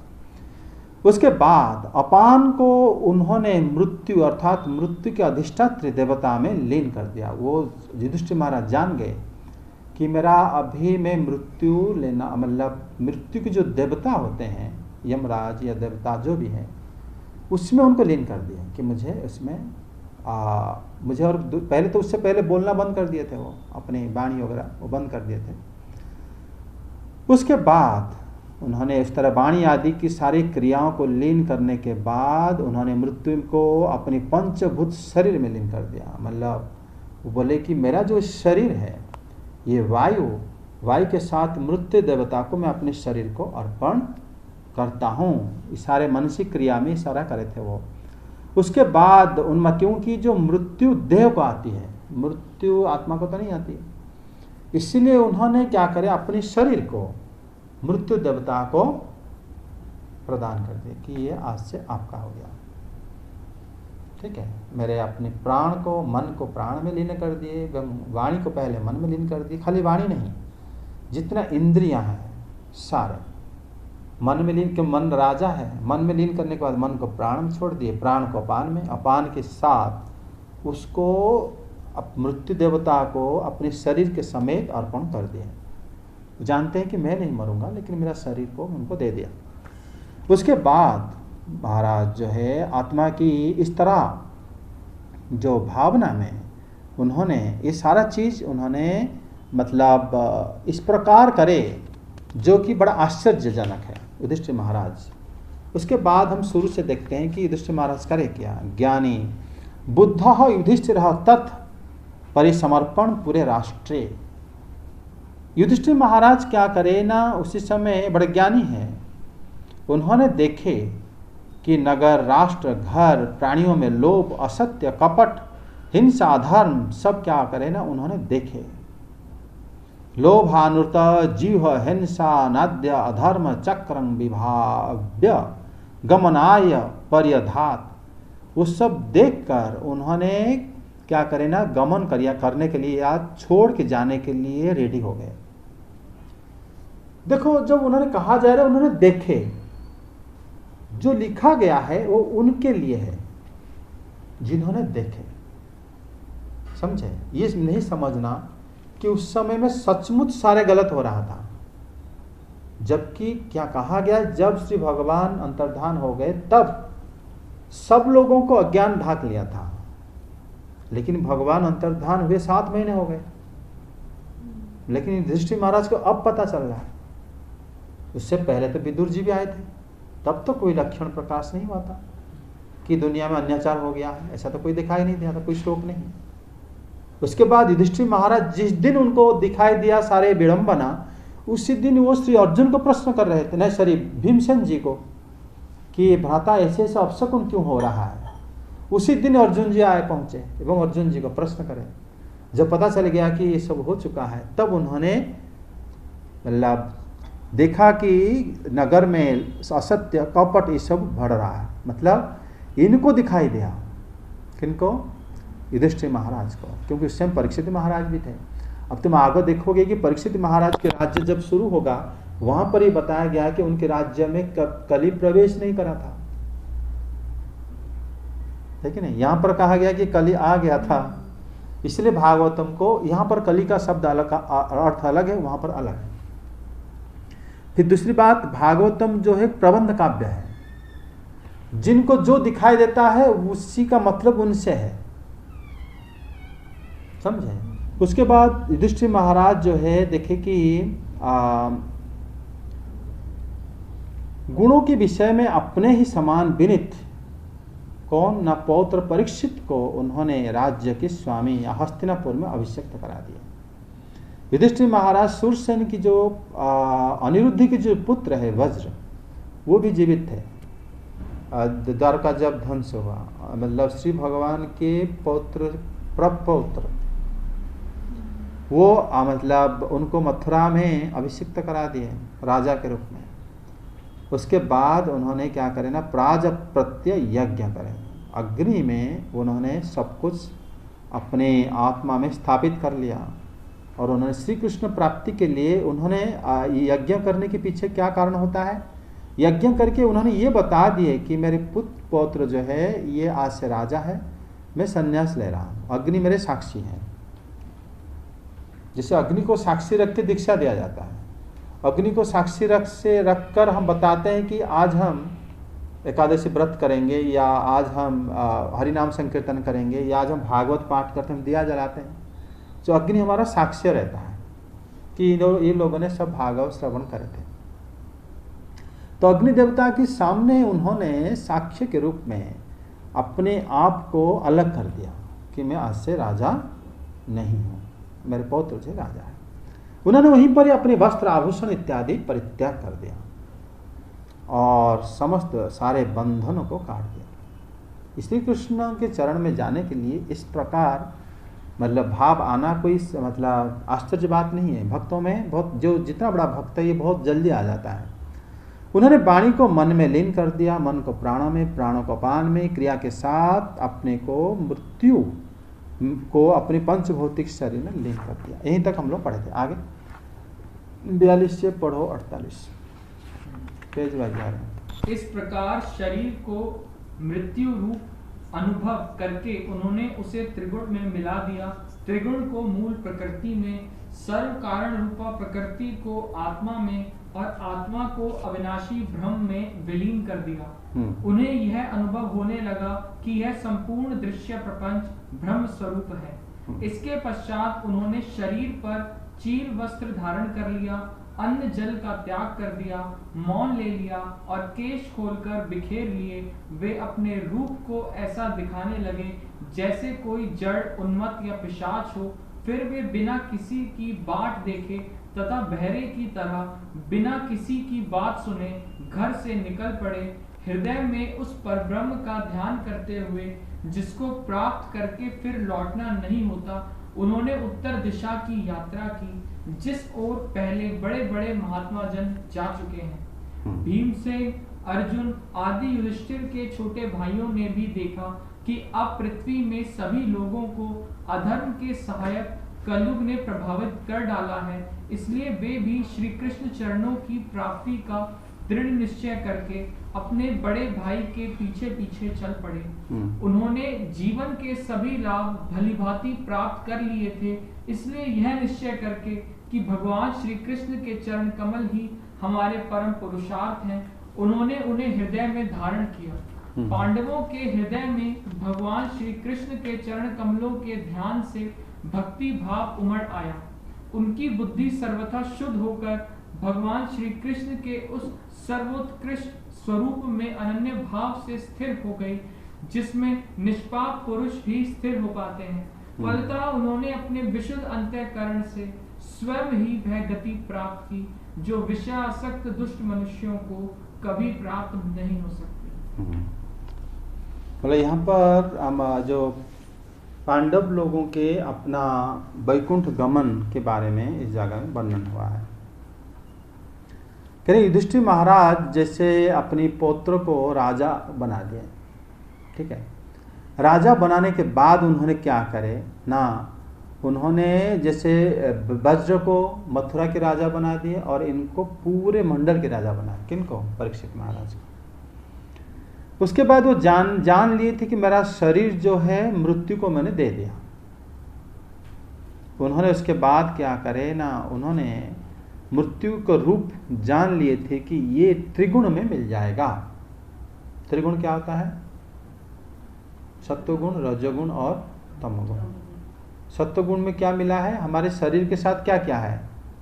देखने की शक्ति है, सुनने की शक्ति है, उसको कहाँ से आया? सत्वगुण से। जो इंद्रियां हैं, आंख, कान आदि, ये सब रजोगुण से सृष्टि हुआ है। और जो शरीर है, जो ग्रॉस बॉडी जो दिखता है, वो तमोगुण से सृष्टि हुआ है। उन्होंने यमराज को देने के बाद ये सोच लिए कि मेरा ये 3 गुणों को मैंने प्रदान कर दिया, मेरा शरीर। यमराज लेके करेंगे क्या? मृत्यु को तो दे दिया, लेकिन ये तीनों गुणों में ये लीन हो गया। उसके बाद ये, लेकिन ये तीनों गुण जो है ये प्रकृति में ही दे दिए। बोले 3 गुण कहाँ से आया है? सत्वगुण, रजोगुण, तमोगुण कहाँ से आया है? 3 प्रकार के अहंकार से आया है। लेकिन 3 प्रकार के अहंकार कहाँ से आए हैं? महतत्व। महतत्व कहाँ से आया? प्रकृति से आया। ये प्रकृति कहाँ से आया? प्रकृति अविद्या है, अज्ञान से आता है। ज्ञान से तो आ नहीं सकता, जन्म भी नहीं हो सकता। ज्ञान से सब कुछ है ही नहीं इनका अस्तित्व। अज्ञान से इनका अस्तित्व है। जो आप देख रहे हो, ये मिट्टी है, सोना है, ये अज्ञानता है। ज्ञान में तो इनका कोई अस्तित्व नहीं। इसलिए ये सब कहाँ से आया है ना? अविद्या। अविद्या में लीन कर दिया। अविद्या ही सभी का आरोप का कारण है। सभी लोगों का जन्म का या किसी नाम का अगर कारण कोई है, वो अविद्या है। अगर हम कहेंगे ये घर क्यों है? क्योंकि अविद्या है, इसलिए घर है ना। हमारा शरीर क्यों है? हमारे शरीर का नाम ममक है, यह विद्या है। शरीर विद्या रूप हो पाएगा क्या? हो नहीं पाएगा। अगर मतलब इन्होंने जब युधिष्ठिर महाराज बताए कि त्रित्वे गुणत्रय पंचत्वं देहम, ये 3 प्रकार की जो ये देह में 3 प्रकार की गुण जो है देह को लीन कर दिए। शरीर के अंदर 3 प्रकार के गुण है कि नहीं है? उसके बाद कहते हैं कि जो त्रित्वमेकत्वे अविद्या आयाम, कि 3 प्रकार की जो गुण है अविद्या से ही प्राप्त होता है। आप समझ पा रहे हो कि नहीं? अविद्या से ही प्राप्त होता है। आपका शरीर जो है विद्या से प्राप्त नहीं हुआ है, सर अविद्या कैसे है, मतलब वो भी थोड़ा। अविद्या होता है जो विद्या के अपोजिट वर्ड है, लिखा गया है यहाँ पे सीधा सीधा। नहीं, अविद्या कैसे है? हाँ, जो विद्या नहीं होता उसको अविद्या कहा जाता है। विद्या क्या होता है? जिसका स्थिति मतलब जैसा है, अगर उसको वही वर्णन किया जाता है उसको विद्या कहा जाएगा या ज्ञान कहा जाएगा। अविद्या में अगर उसके ऊपर कोई दूसरा आरोपित है, वो है नहीं वो, तो उसका विद्या कहा जाएगा। तो फिर क्या है? जो है नहीं, अगर उसको आप एक नाम दे दिया तो वो उसका डुप्लीकेट परिचय को उसको अविद्या कहा जाएगा। समझे कि नहीं? विद्या का अपोजिट होता है अविद्या। विद्या शब्द का अर्थ होता है ज्ञान, विज्ञान शब्द का अर्थ होता है वास्तव। जो जैसा है अगर उसका परिचय वही हो जाए तो वो ज्ञान है, अविद्या है। जो जैसा है अगर उसका परिचय ढका गया उसकी अविद्या है। आत्मा कभी जन्म नहीं लेता, कभी मरता नहीं है आत्मा। लेकिन जब जैसे शरीर के अंदर आया, तुम सोच रहे हो कि मैं जन्म लेती हूँ और मर जाती हूँ, यह अविद्या नहीं तो क्या है? अविद्या से ही शरीर बना है, अविद्या से ही हमें सेंसेस मिले हैं। हम जो खाना खाते हैं, पीते हैं, देखते हैं, सुनते हैं, और हम अच्छा लगता है, बुरा लगता है, इत्यादि इत्यादि, सब अविद्या का रूप है। ठीक है? तो इस जगह में कहा गया कि सारे गुण जो है अविद्या है, अविद्या में लीन कर दिया। अविद्या की सभी आरोप का हेतु है, जो उस अविद्या को ही उन्होंने आत्मा में लीन कर दिया कि अविद्या कहाँ से जात हुआ है, तुम्हारा तो कोई रूप ही नहीं है। हम एक भ्रम में पढ़ के उसको अलग अलग मान लेते हैं। वो भ्रम को मैं अपने आप आत्मसात कर रहा हूं कि दुनिया बोली कोई चीज है करके। फिर सबको उन्होंने समेट के आत्मा में लीन कर दिया कि दुनिया में और कुछ नहीं। ठीक है? इस प्रकार जो शोधित आत्मा को उन्होंने कुटस्थ ब्रह्म में लीन कर दिया, फिर आत्मा को उन्होंने परमात्मा में लीन कर दिया, जो परमात्मा उस आत्मा के अंदर छुपे हुए हैं। परमात्मा अलग सा तो नहीं है। अगर तुम हो तो परमात्मा है, तो परमात्मा में उनको लीन कर दिया कि मैं आप ही का ही अधीन हूं। फिर इस प्रकार जो आत्मा ब्रह्म के अतिरिक्त और किसी में भी नहीं रहता, तो इस प्रकार भाव में ही युधिष्ठिर महाराज अपने आप को बना दिए। बताइए कितने बड़ी भाव है, कितना मुश्किल भी है। उन्होंने अपनी मतलब ऊपर क्या करे, बाहर लोगों को कैसे दिख रहा है, मन में तो इसे कर लिया उन्होंने, और बात करना बंद कर दिया, खाना पीना बंद कर दिया, राजसी आभूषण बंद कर दिया। उससे पहले उन्होंने अपना कर्तव्य कर लिया, राज्य में इनको बिठा दिया, परीक्षित महाराज को। ठीक है? अभी उन्होंने बाहर लोगों को देखने के लिए क्या करा, अपने शरीर पे चीर वस्त्र धारण करा, फटा पुराने वस्त्र। जब तुम्हारा शरीर ही नहीं है फिर वस्त्र धारण क्यों? इसलिए लिखा गया चिर वस्त्र, चिरवासा निराहार। चिरवासा शब्द का अर्थ क्या होता है? जो फटा पुराने, जिस वस्त्र का कोई अर्थ नहीं। फिर वस्त्र क्यों?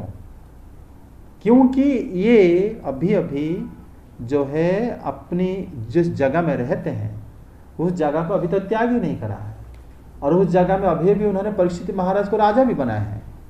अगर वस्त्र आभूषण ना करेंगे तो समाज में बिना वस्त्र के रहेंगे कैसे? ठीक है?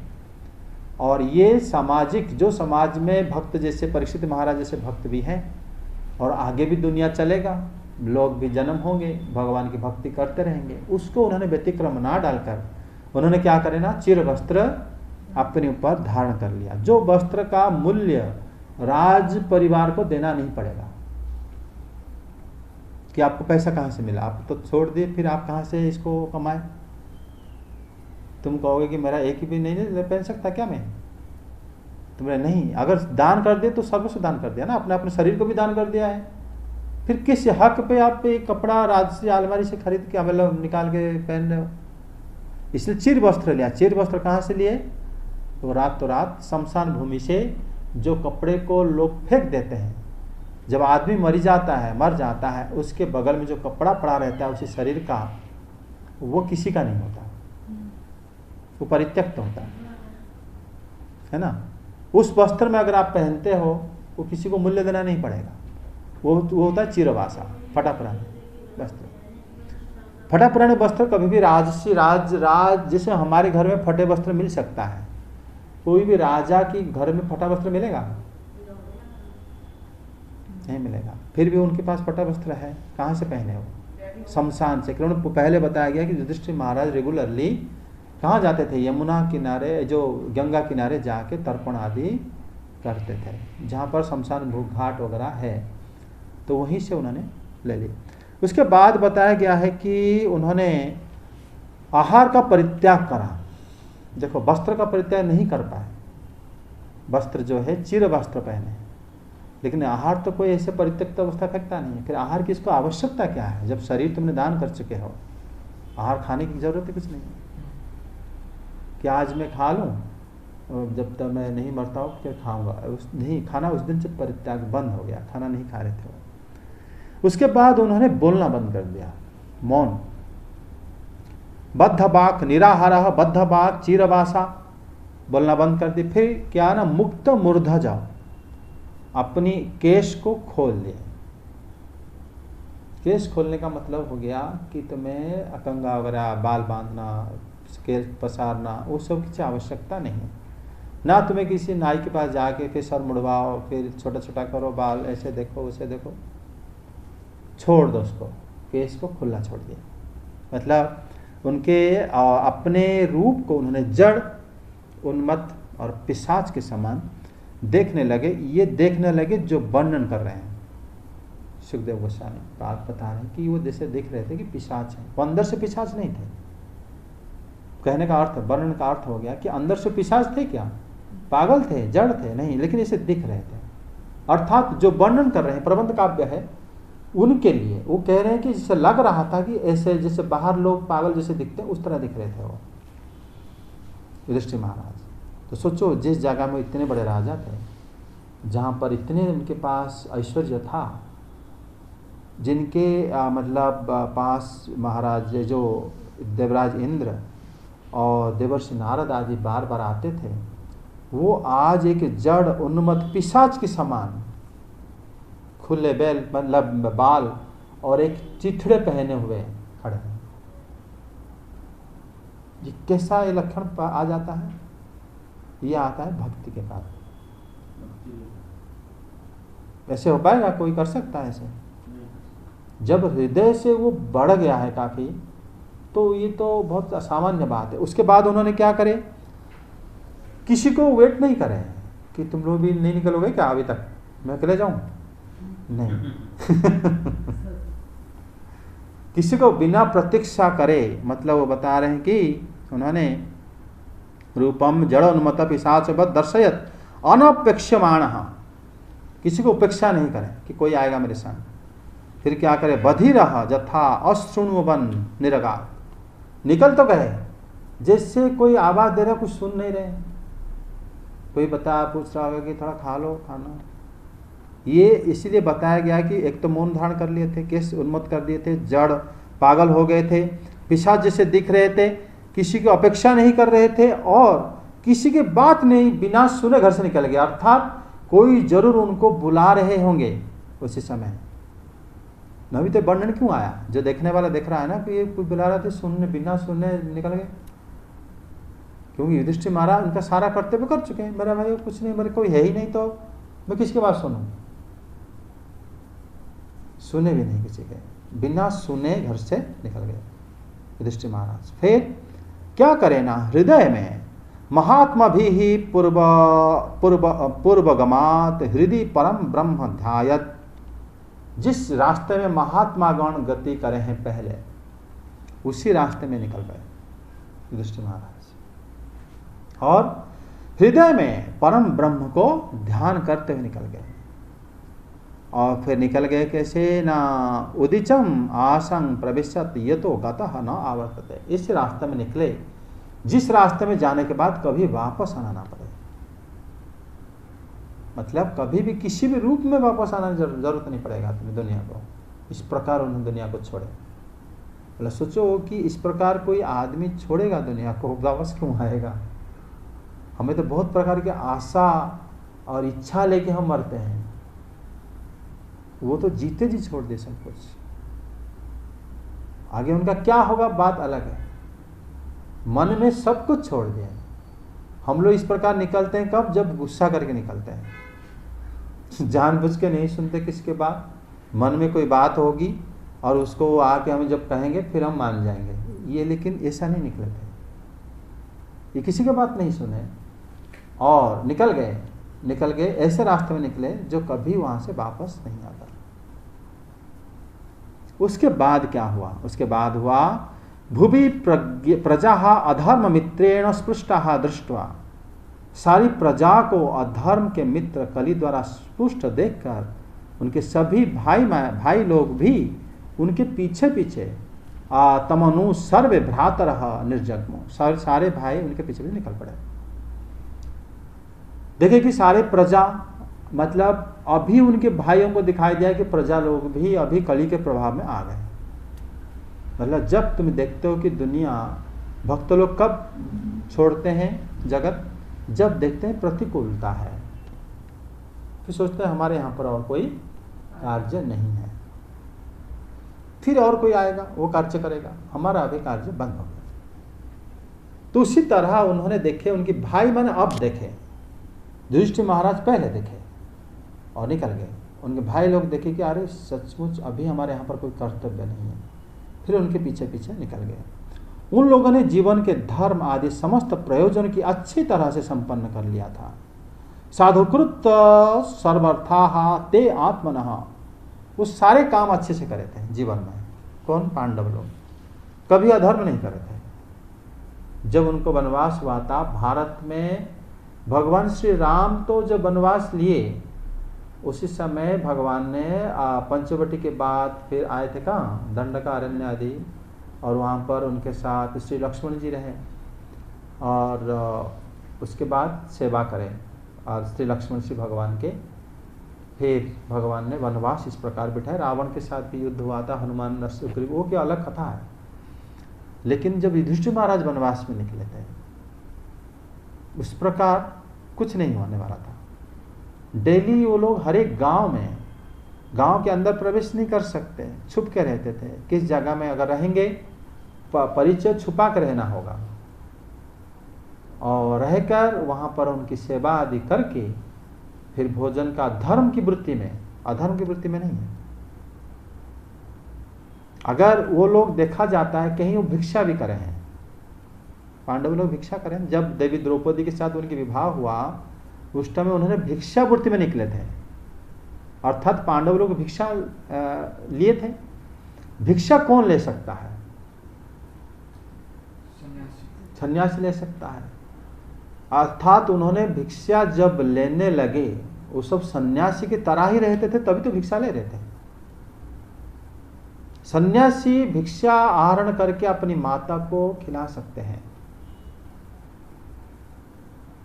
समझे? तभी भगवान जब श्री चैतन्य महाप्रभु संन्यास लेने के बाद अपनी माता से मिले थे और माता के लिए भी प्रसाद आदि, जब माता उनको कुछ भी भोजन देते थे भगवान ग्रहण भी करते थे। सन्यासी के साथ, सन्यासी होने के बाद भी माता के साथ संबंध नहीं टूटता।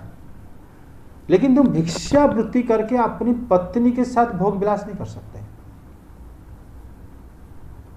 समझे कि नहीं? कारण भिक्षा वृत्ति और पत्नी के साथ रहना दोनों अलग अलग वृत्ति हो जाता है। इसलिए जैसे ही उन्होंने पत्नी को लेके आए फिर भिक्षा वृत्ति बंद कर दिए थे वो लोग। जब देवी द्रौपदी से उनकी शादी विवाह हुआ था उसके बाद भिक्षा नहीं करे थे। फिर पांडव लोग की जो मतलब इतना उनके था जीवन, पहले तो उस टाइम उन्होंने अज्ञातवास नहीं थे वो लोग, तो ऐसे ही जब उनका क्या, जब उनके लाक्षागृह में अग्नि लगा था तब वो छुप के निकल गए थे, तब वन में भिक्षावृत्ति में रहते थे। उसी समय देवी द्रौपदी से उनके विवाह हुआ था, उसके बाद फिर दोबारा हस्तिनापुर आ गए थे।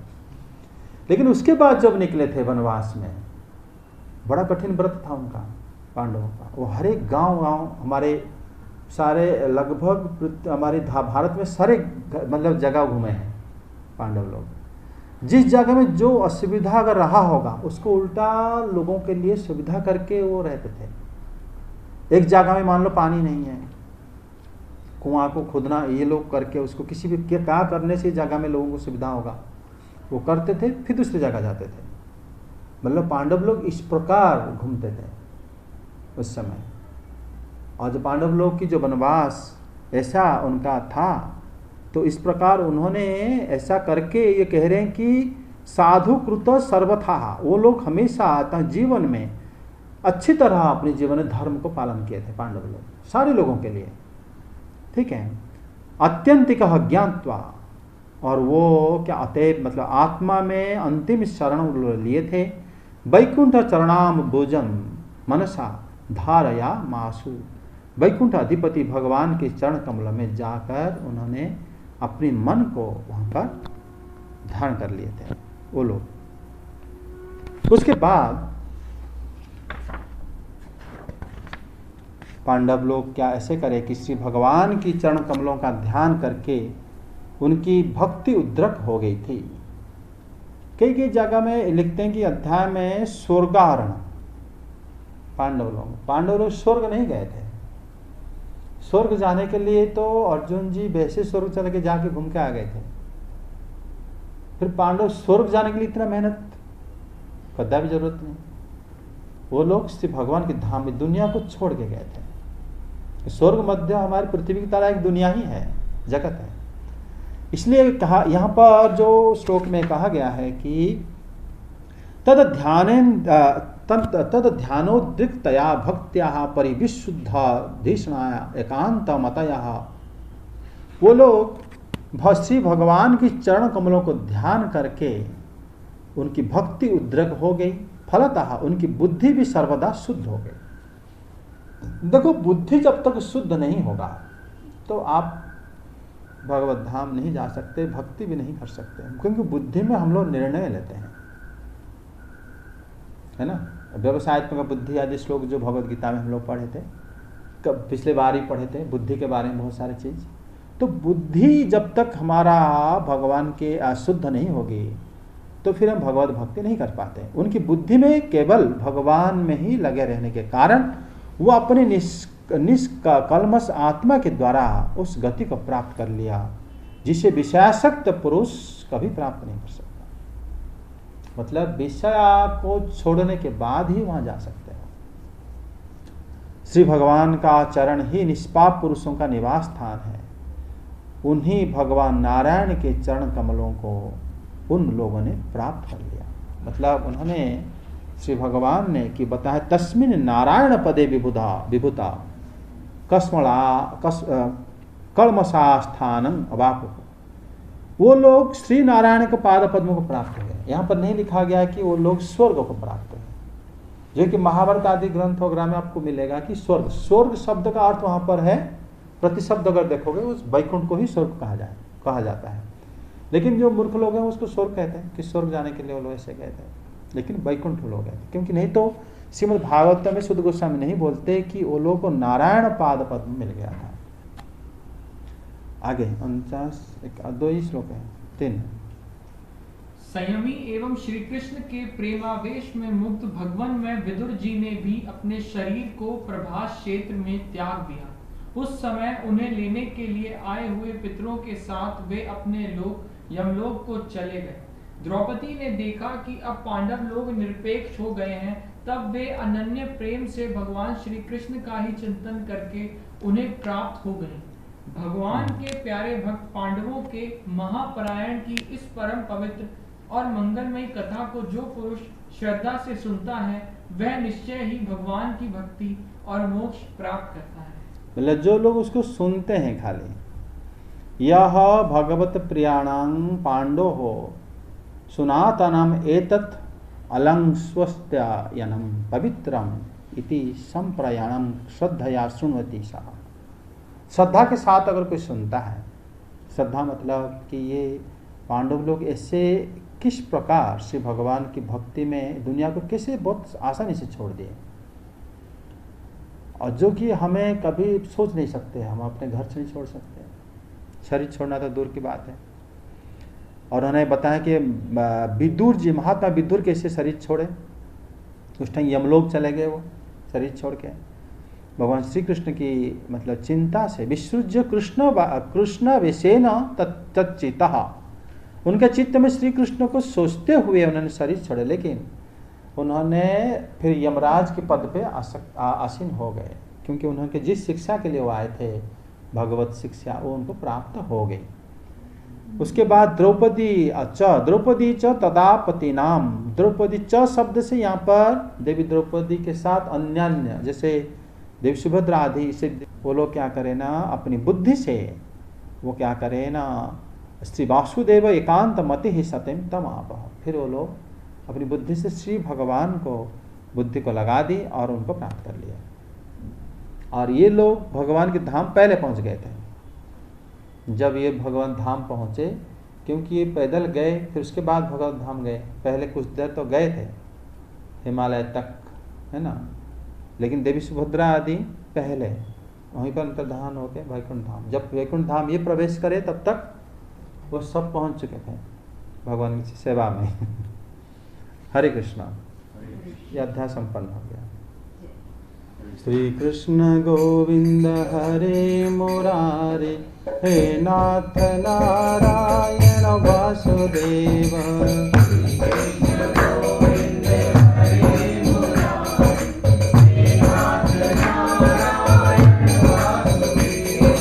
श्री कृष्ण गोविंद हरे मुरारे, हे नाथ नारायण वासुदेव।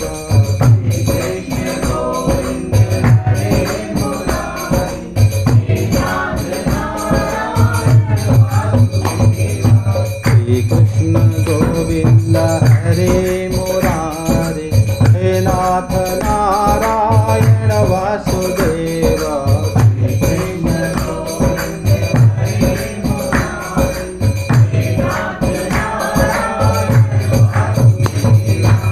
हरे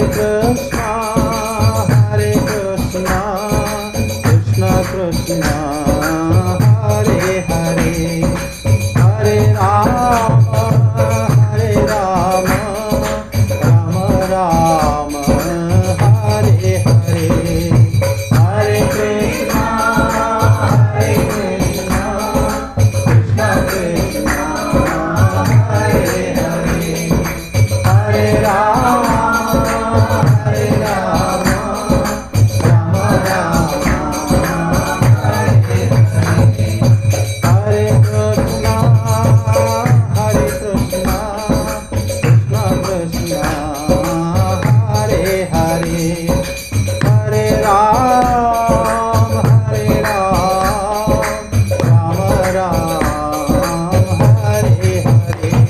हरे, हरे कृष्णा कृष्ण कृष्ण हरे हरे, हरे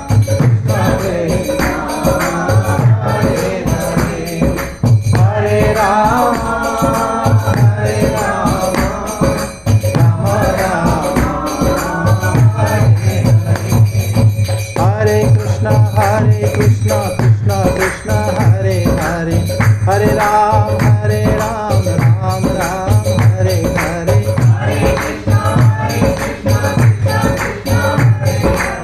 हरे राम राम राम हरे कृष्ण कृष्ण कृष्ण हरे हरे, हरे राम राम राम हरे हरे, हरे कृष्ण कृष्ण कृष्ण हरे हरे, हरे राम राम राम हरे हरे, हरे कृष्ण कृष्ण कृष्ण हरे हरे, हरे राम राम राम हरे हरे, हरे कृष्ण कृष्ण कृष्ण हरे हरे, हरे राम राम राम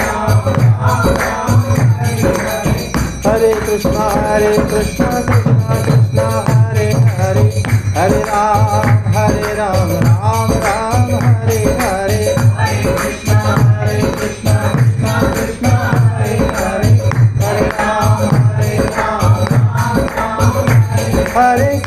राम हरे कृष्ण कृष्ण कृष्ण हरे हरे, हरे राम राम राम हरे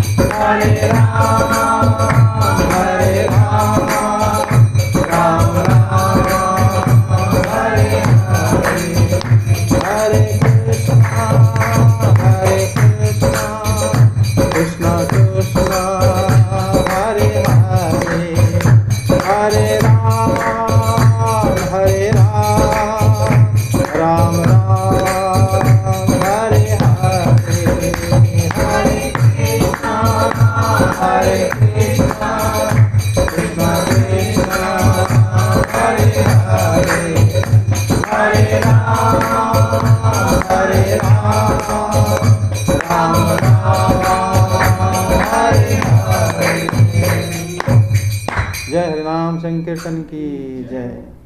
जय श्री कृष्ण चैतन्य प्रभु नित्यानंद श्री अद्वैत गदाधर शिवासादि गौर भक्त वृंद की जय। जय श्री बलदेव जय श्री सुभद्रा श्री जगन्नाथ श्री दर्शन देव की जय। पृथ्वी तुलसी माता की जय। श्रीमद् भागवतम की जय। सभी भक्त वृंद की जय। जय जय श्री राधे श्याम।